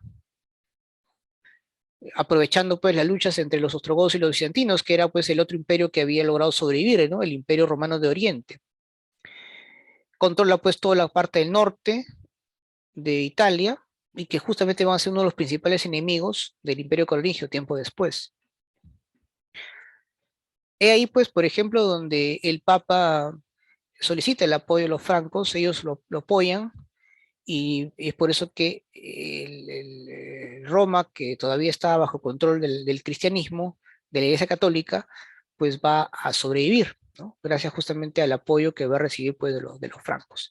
Aquí empezamos ya a ver cómo los reinos bárbaros empiezan a establecer alianza con la Iglesia, ¿no? Hasta pues que Carlomagno, cuando es emperador del Imperio Carolingio, pues los derrota definitivamente y los expulsa, haciendo pues de que la iglesia pueda tener en este caso una tranquilidad debido a que ya no va a tener mayor problemas por parte de los lombardos que habían sido pues prácticamente derrotados por el Imperio Carolingio, ¿no? Pero eso, repito, es por mucho tiempo después, ¿no? Los visigodos también es muy importante porque ellos se van a extender por muchos años hasta que luego van a ser invadidos por los musulmanes. Recuerdo que ellos, justamente junto con el apoyo de los romanos, pelean contra los hunos, liderados por Atila, y que logra pues al final vencer, ¿no? Pero luego pues lamentablemente van a tener que sufrir un gravísimo revés porque al final pues van a ser expulsados, ¿no? De las tierras de las Galias para poder solamente establecerse en la península ibérica, ¿no? Al final pues repito, allá por el año 711, los árabes pues van a vencer, los árabes musulmanes van a vencer al reino franco en la famosa batalla de Guadalete. Ahí justamente participa de Rodrigo Díaz de Vivar, ¿no? El Mio Cid, que era pues en este caso un vasallo y que defendía pues al reino franco, ¿no? Perdón, al reino visigodo que al final pues van a ser sometidos por los musulmanes y ahí se van a establecer por casi 800 años, ¿no? La influencia española en América, muy pocos saben que ellos también recibieron mucha influencia de los musulmanes, incluso mucho más tiempo que ellos sobre nosotros. Acá estuvieron casi 300 años, pero en la península ibérica estuvieron casi 800 años. Así que los latinoamericanos tenemos mucho de la cultura árabe musulmana, de lo que, de lo que algunos creen, ¿no? Muy bien. Y por último tenemos pues a los francos, ¿no? Que van a obviamente tener un papel protagónico, primero apoyando a Roma y luego pues estableciendo un reino independiente, ¿no? Luego de la caída del Imperio Romano. Obtienen muchos territorios muy importantes para ellos en las Galias, ¿no? Y que luego, al final, pues el reino franco se llega a unificar bajo la dinastía merovingia, y que esta dinastía va a mantenerse hasta la llegada, pues, de Pipino el Breve, que es el que establece la dinastía carolingia en honor a su padre, que era Carlos Martel. ¿Y quién era Carlos Martel? De hecho, pues un importante personaje franco que detiene el avance de los musulmanes, derrotándolos pues en la batalla de Poitiers. Los musulmanes no lograron controlar el corazón de Europa gracias a que por oriente fueron detenidos por los bizantinos y por occidente fueron detenidos por los francos. Si esto no hubiera ocurrido, toda Europa pues hubiera estado bajo el control del mundo musulmán en ese tiempo. Por eso la importancia de Carlos Martel y también bueno, Carlos Martel en la batalla de Poitiers, ¿no? Que derrota a los árabes musulmanes. Muy bien, ¿no? Entonces, eso es lo que justamente quería comentar con respecto a los reinos bárbaros. Vamos a hablar ahora entonces, sin duda, del Imperio Carolingio, ¿ya? Vamos a ver vamos a ver acá cómo se informó. Muy bien. Miren, este es muy importante. Para empezar, cuando hablamos del Imperio Carolingio, jóvenes, hablamos sin duda, pues, de un Estado centralizado, formado de la base del Reino Franco, sobre la base del Reino Franco, y que va a expandir, pues, importantes dominios en todo lo que es la Europa central, ¿no? El Imperio Carolingio, pues, abarcó los países actuales de Alemania, de Italia y Francia, ¿correcto? Y de hecho, pues, el Imperio Carolingio va a basar su poder gracias al apoyo a la fuerza militar que disponen y también al apoyo que va a recibir o que va a otorgar a la iglesia, ¿no? Aquí vemos cómo el Imperio Carolingio va a establecer sin duda una alianza con la iglesia. La iglesia reconoce como sacro, pero como en este caso como imperio, ¿no?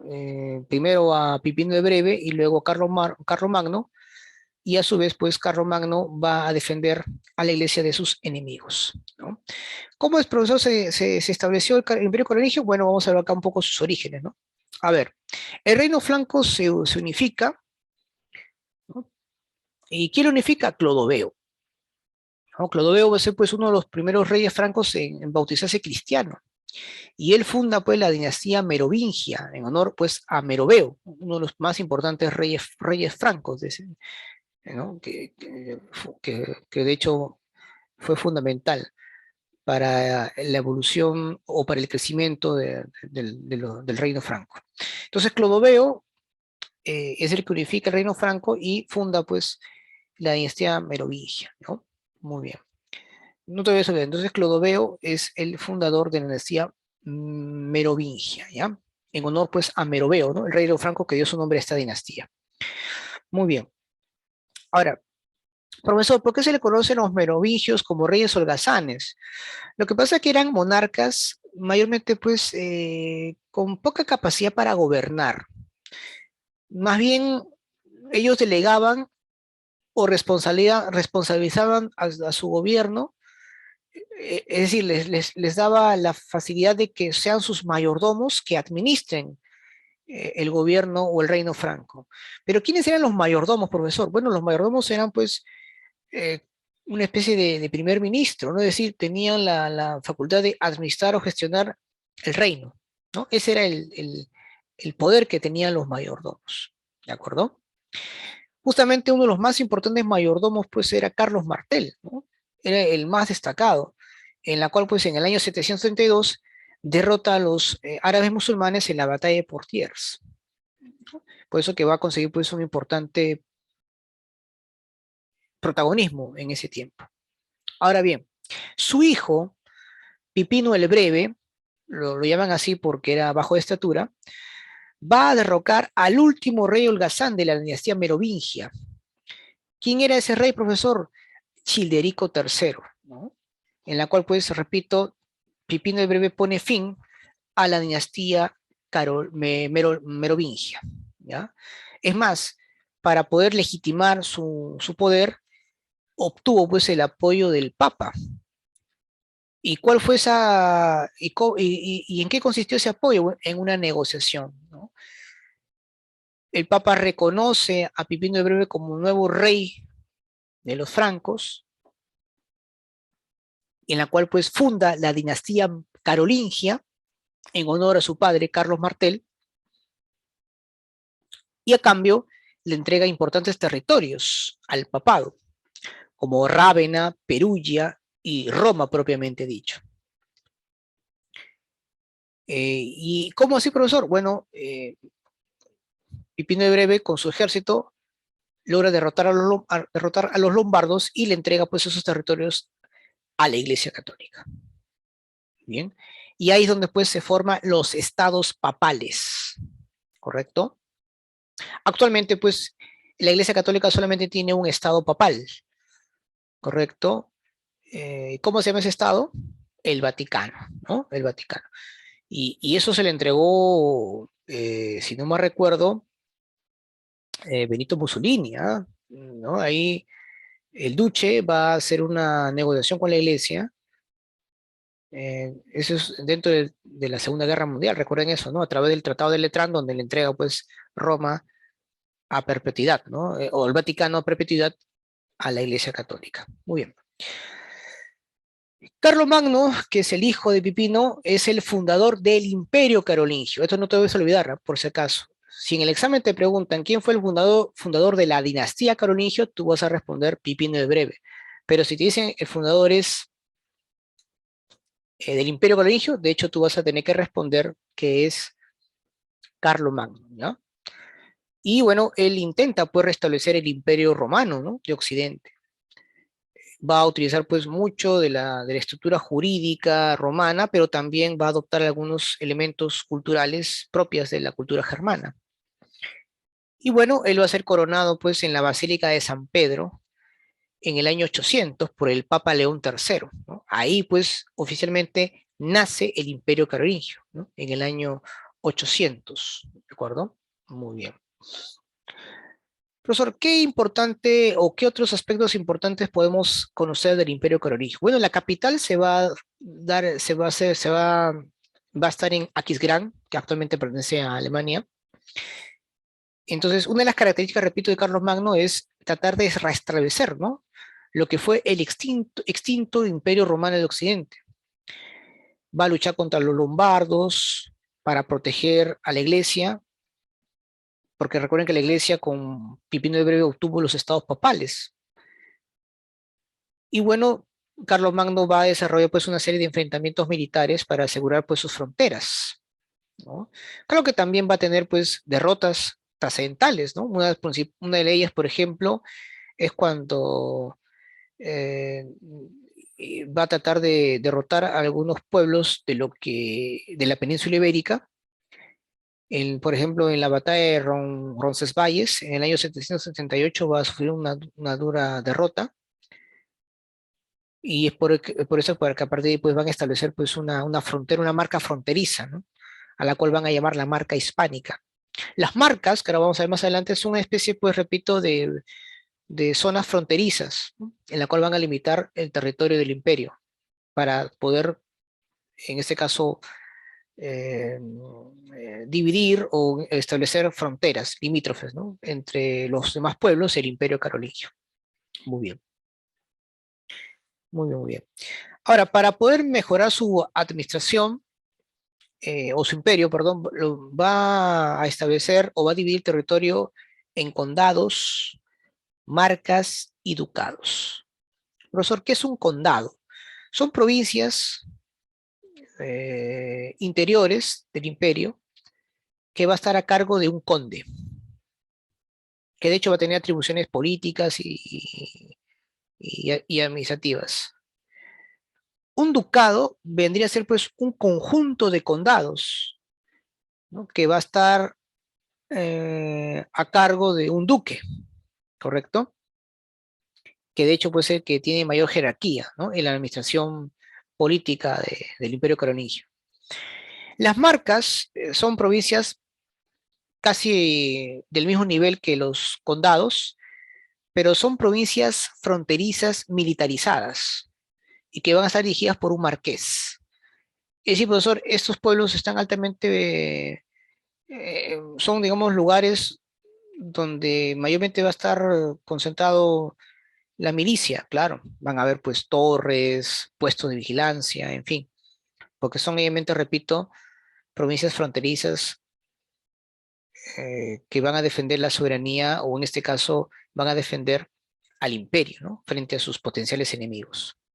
Entonces es importante la diferencia, ¿ya? Muy bien. Ahora, estos funcionarios, de hecho, iban a realizar una serie de acciones importantes en beneficio del imperio, pero Carlomagno, para poder establecer su fidelidad y su compromiso para que realicen un buen trabajo, les empieza a entregar tierras. Era una costumbre que se estaba dando ya incluso desde mucho tiempo atrás, de que por cada función que ejercían estos personajes recibían en compensación tierras, ¿no?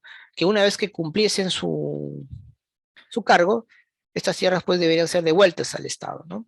O al imperio. Esa era una costumbre que se estaba dando en ese tiempo. Ahora bien,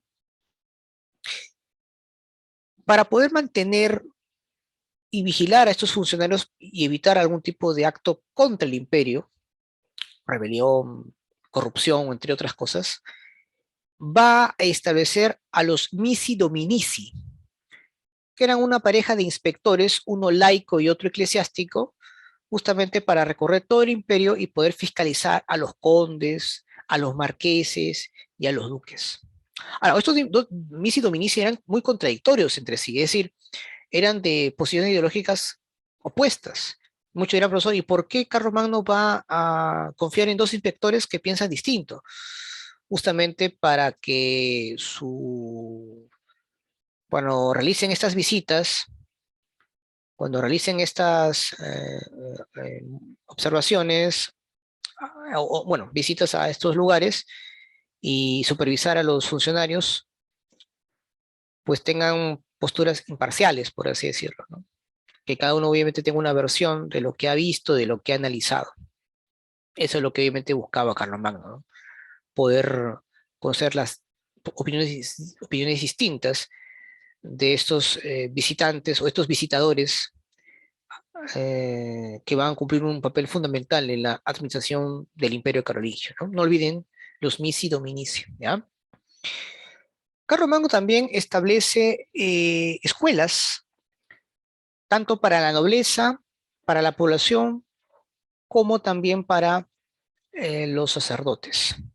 A esto pues se le van a llamar las escuelas palatinas, las escuelas conventuales y las escuelas parroquiales. Profesor, ¿y en qué consiste estas escuelas?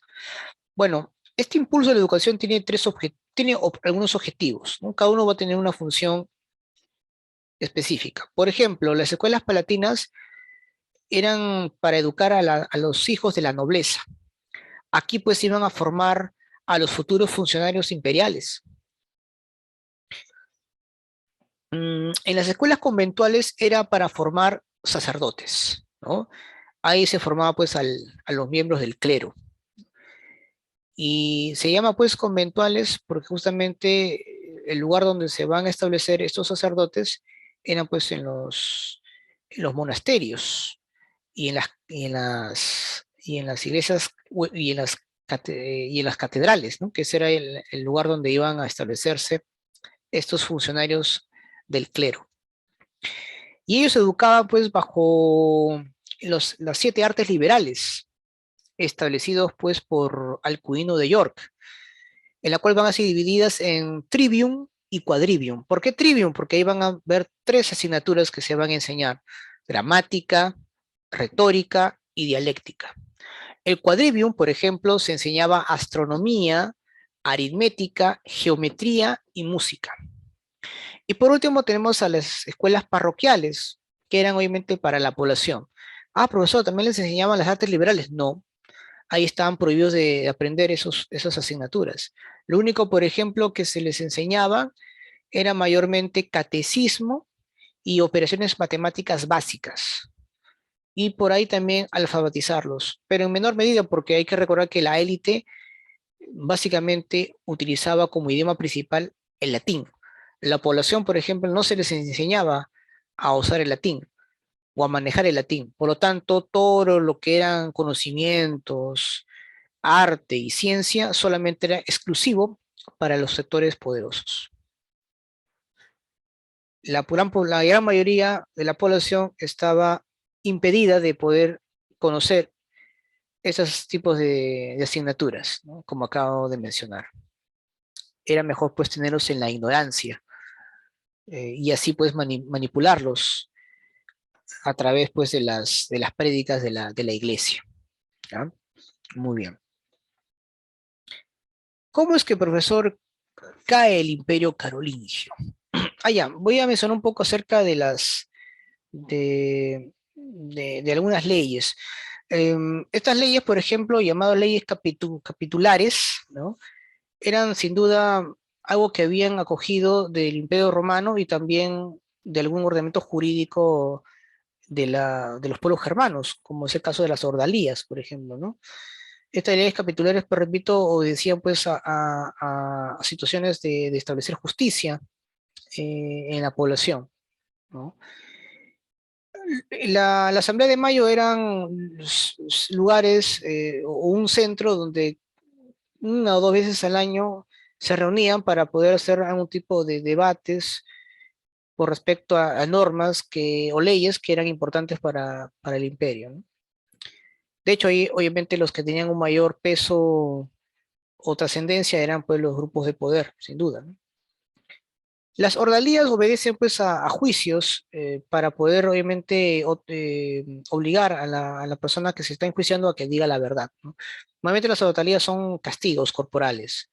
Por ejemplo, tenemos dentro de las ordalías está lo que era la prueba del agua, la prueba de la cruz y la prueba del fuego, ¿no? Ya te imaginarás pues en qué consiste cada una de ellas, ¿sí o no? ¿No? La prueba del agua porque te ahogaban, te obligaban para obligarte a que digas la verdad. La prueba de la cruz era pues llevar una cruz ahí en la espalda. Y la última pues la prueba del fuego, ¿no? Pero que era hacerte daño o torturarte eh, utilizando pues justamente el fuego. Esta era pues como una forma de poder obtener la verdad, ¿no? A través de la tortura. Claro que con el tiempo esto ido mejorando porque sin duda mucha gente pues para evitar que los castigos corporales se autoculpaban, aunque ellos no eran los responsables de los actos, ¿no?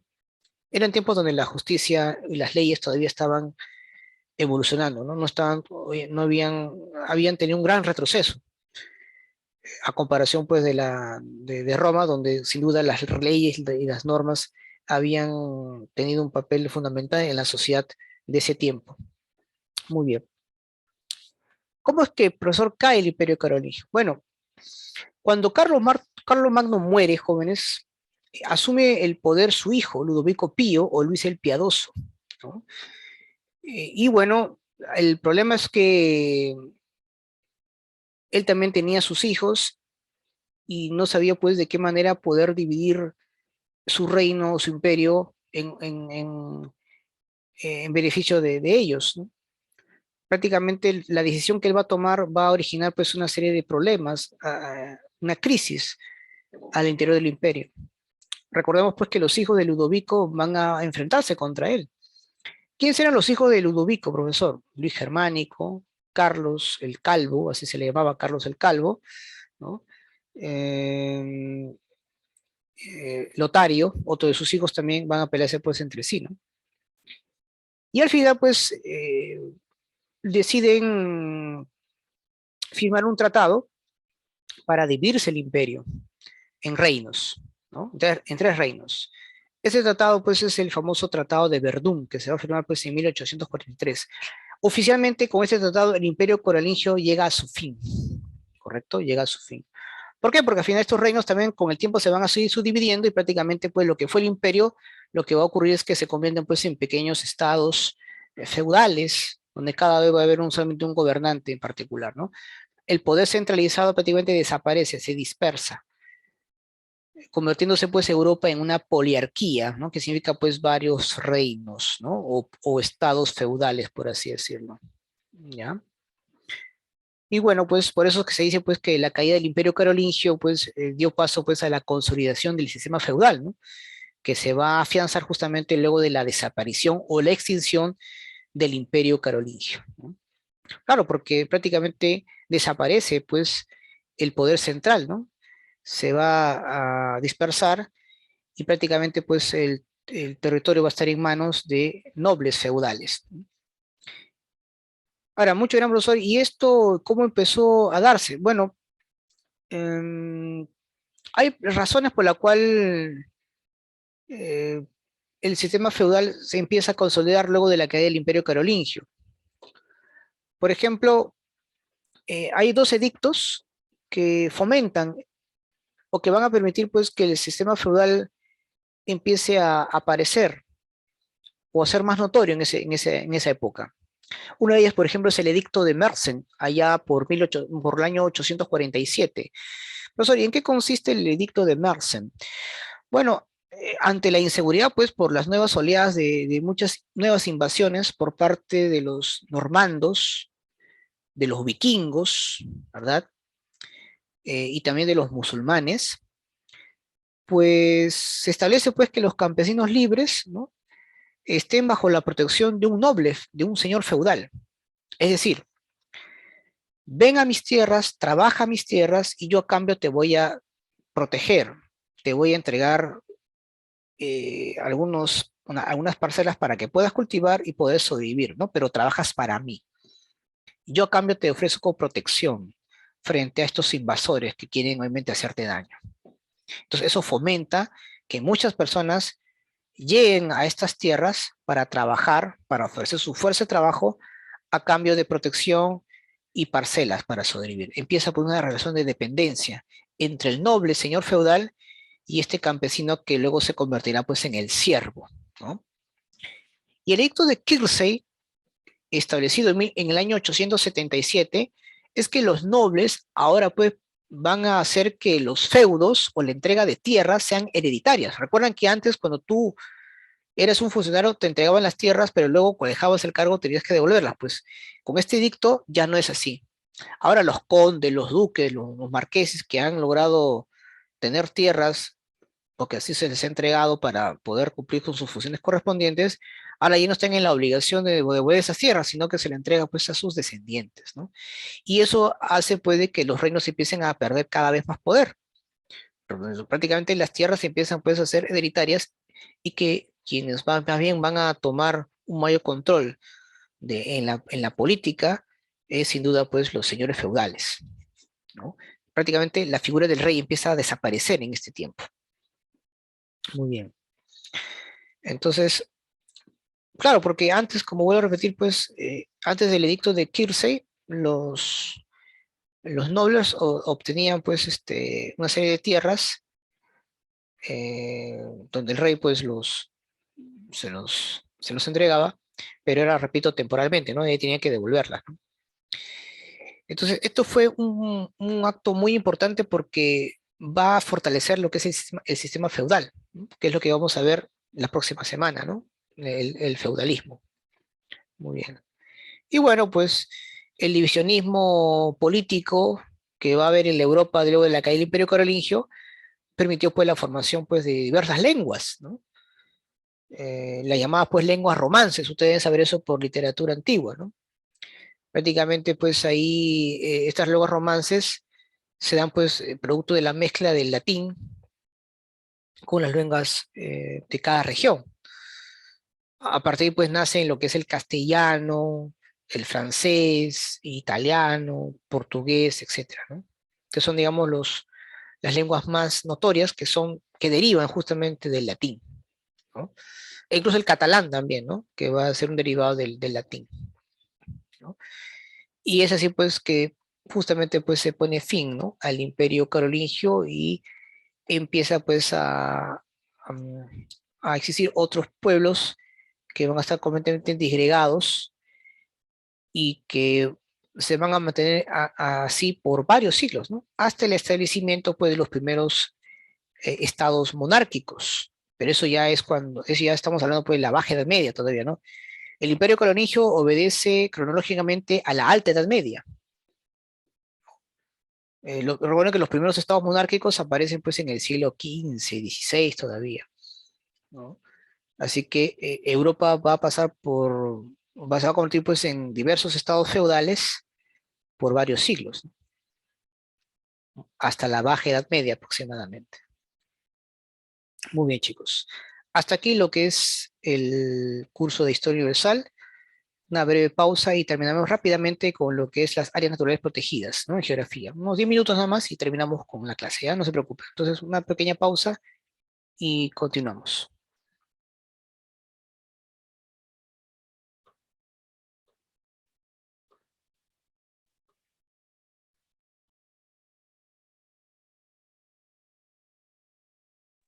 Bien, jóvenes, vamos a concluir con esta clase, eh, terminando en el curso de geografía, con lo que es la biodiversidad y las áreas naturales protegidas del Perú.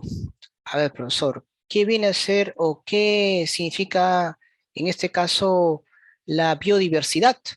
Bueno, diríamos pues que es la variación pues de las formas de organización pues de los seres vivos, ya sea pues a nivel genético, de especies o ecosistemas, ¿no? Ahí está, ¿no? Esa es básicamente la biodiversidad, ¿no?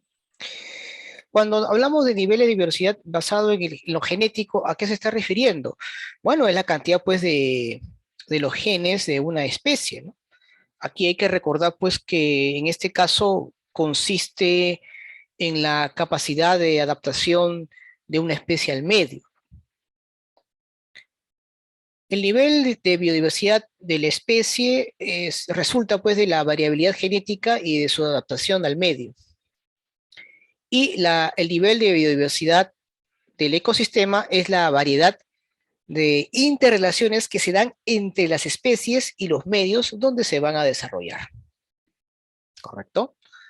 Entonces, este es muy, muy, muy importante. Ahora, se considera pues otro nivel de biodiversidad, el nivel cultural, que en este caso lo conforman los seres humanos, ¿no? En él pues se especifica la diversidad étnica, ¿no? Que es la que nos caracteriza a todos nosotros en general, ¿no? ¿Cuáles son, profesor, en todo caso, los factores que permiten la biodiversidad? El clima y la acción propia de los seres humanos. Ahora, mucho dirán, profesor, ¿y cuál sería aquí su importancia? Bueno, la importancia radica, por ejemplo, en el aspecto económico, social, político e incluso ecológico. Por ejemplo, en el aspecto económico, diríamos pues que como materia, nos serviría pues como materia prima e insumo en la producción. En el aspecto social diríamos pues que es el sustento de la alimentación que nos proporciona y también pues vivienda, etcétera. En el aspecto político diríamos pues que es un acceso condicionado pues por intereses particulares. Y en el aspecto ecológico integra pues la dinámica de la superficie terrestre, ¿no? Y, profesor, el Perú está considerado como uno de los países donde concentra pues una gran cantidad y variedad de diversidad, biodiversidad a nivel genético, específico y ecológico, ¿sí? La mayor diversidad cultural justamente se localiza pues en la Amazonía peruana, por si acaso te paso ahí el dato. Por ejemplo, en cuanto al aspecto o el nivel genético, apúntalo ahí si es posible, aunque esto no está grabado, no te preocupes, tenemos pues más de 182 plantas nativas domésticas, por ejemplo.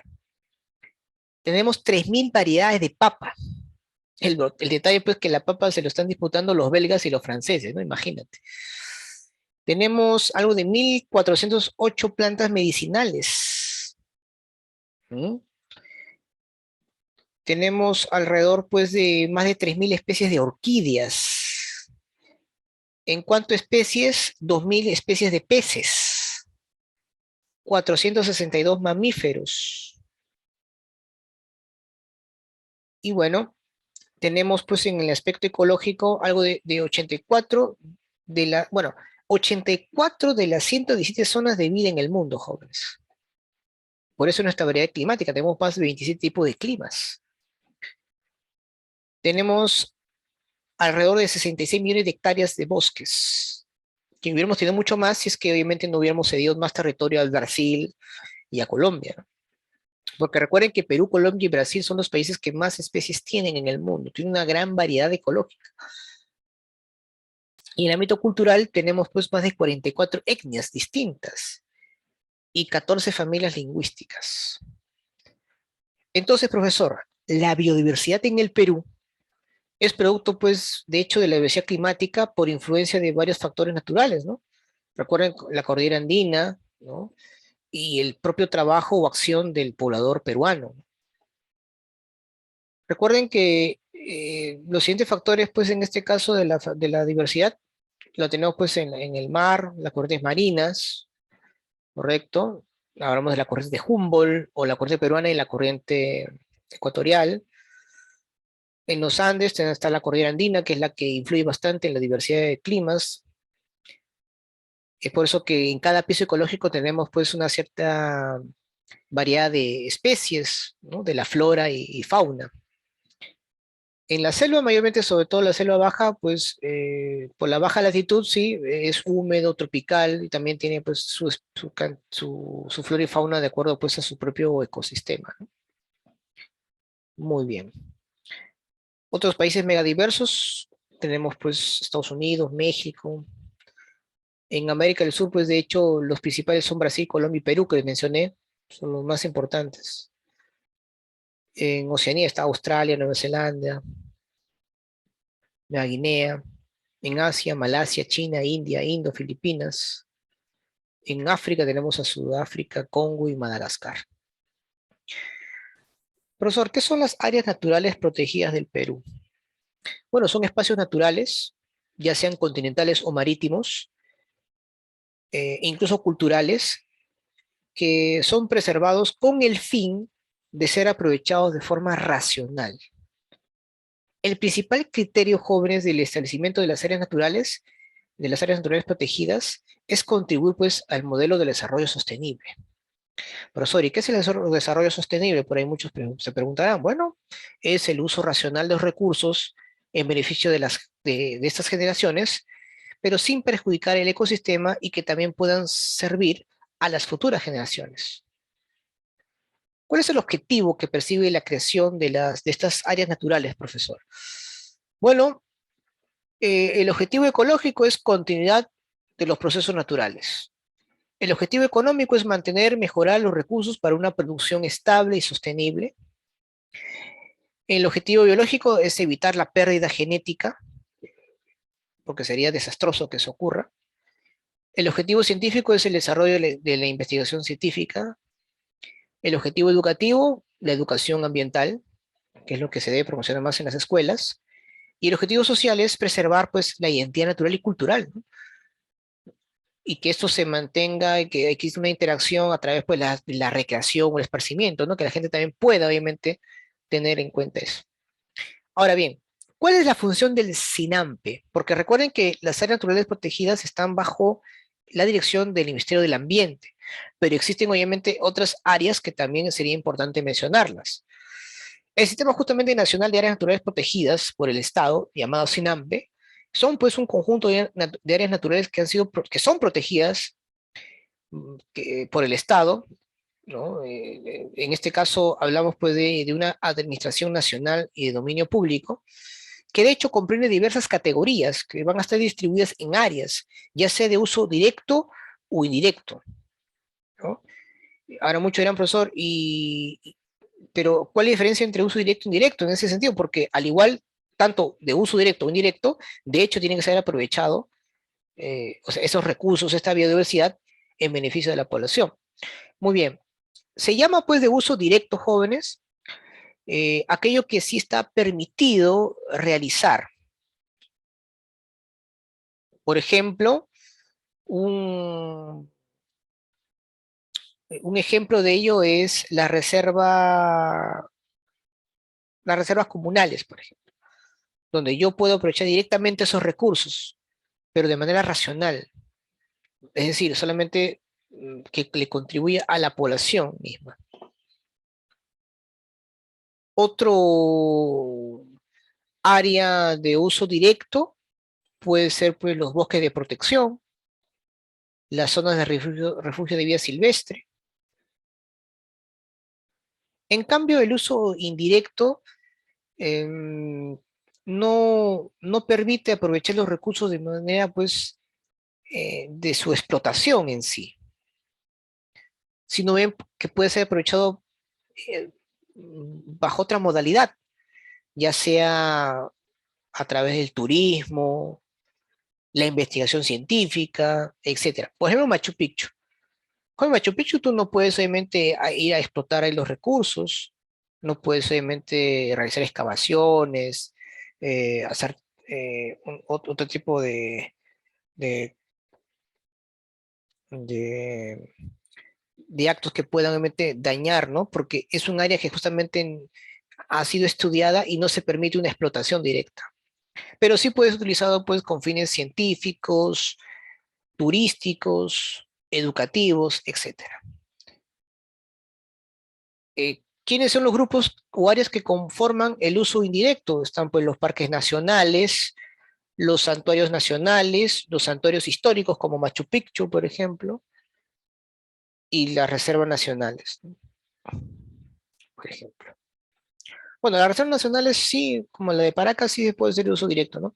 Pero los santuarios históricos, los santuarios nacionales y los parques nacionales no. Hay como tú puedes ver en tu pantalla, ¿no? Claro. Ahí en la Reserva Nacional sí puedes aprovecharlo, ¿no? La Reserva Nacional de Paracas, por ejemplo, ¿no? Ahí puede ser utilizado. Recuerden que las áreas naturales de uso indirecto o también llamadas intangibles, jóvenes, ¿ya? Intangibles, son aquellas que permiten pues la investigación científica, que no son manipulados directamente, ¿no? Pueden ser utilizados para la recreación, el turismo, en fin. Recuerden que, y vuelvo a reiterar, estas áreas no permiten la extracción de los recursos naturales. Ahí está pues el Parque Nacional, santuarios. Por ejemplo, tenemos a Cutervo, Cajamarca, ¿no? Manú. Tenemos al Santuario Nacional, por ejemplo, al de Ampay. Megatoni en Cusco, y un centro histórico de Machu Picchu, la Pampa de la Quinua. ¿Por qué, profesor, ¿por qué, profesor, la Pampa de la Quinua? Porque ahí justamente se desarrolló la batalla de Cucho, ¿no? Que pone fin, pues, a este proceso de independencia del Perú. En cambio, las áreas naturales de uso directo jóvenes, llamadas también tangibles, son aquellas que sí se permite el aprovechamiento o extracción de los recursos, ¿no? Pero que son prioritarios para la población local. Eso también hay que tener en cuenta, no, no para la exportación, ¿no? Sino para la población local. Pero obviamente con el uso racional de estos recursos, ¿no? Ahí tenemos pues a las reservas nacionales, reservas paisajísticas, una reserva nacional, la que te mencioné, ¿no? La de Paracas, Pampagaleras, la Chay.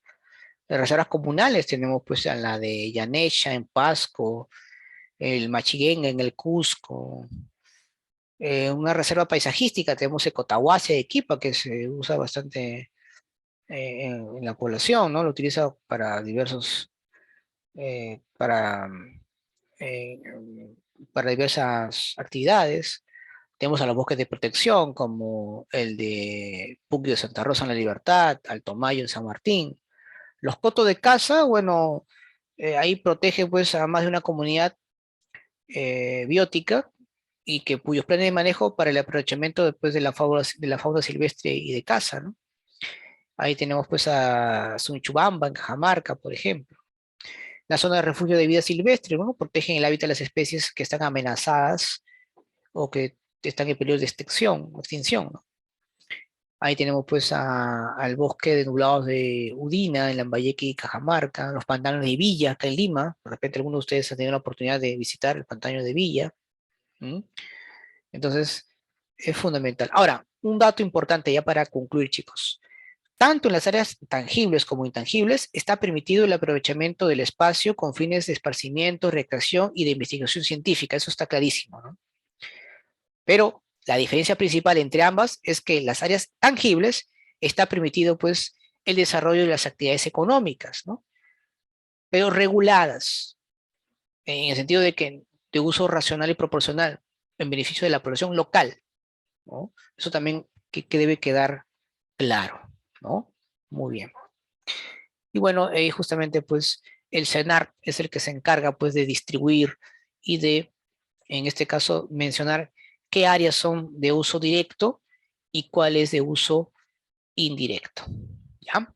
Bien, jóvenes. Gracias más bien por su atención. Hasta aquí pues la clase de hoy. En la plataforma ya voy a subir las preguntas como corresponde, y, al igual que el video. Y nos estamos encontrando pues el próximo lunes. Que tengan pues un lindo inicio de semana. Cuídense, muchas gracias por su tiempo y paciencia. Permiso.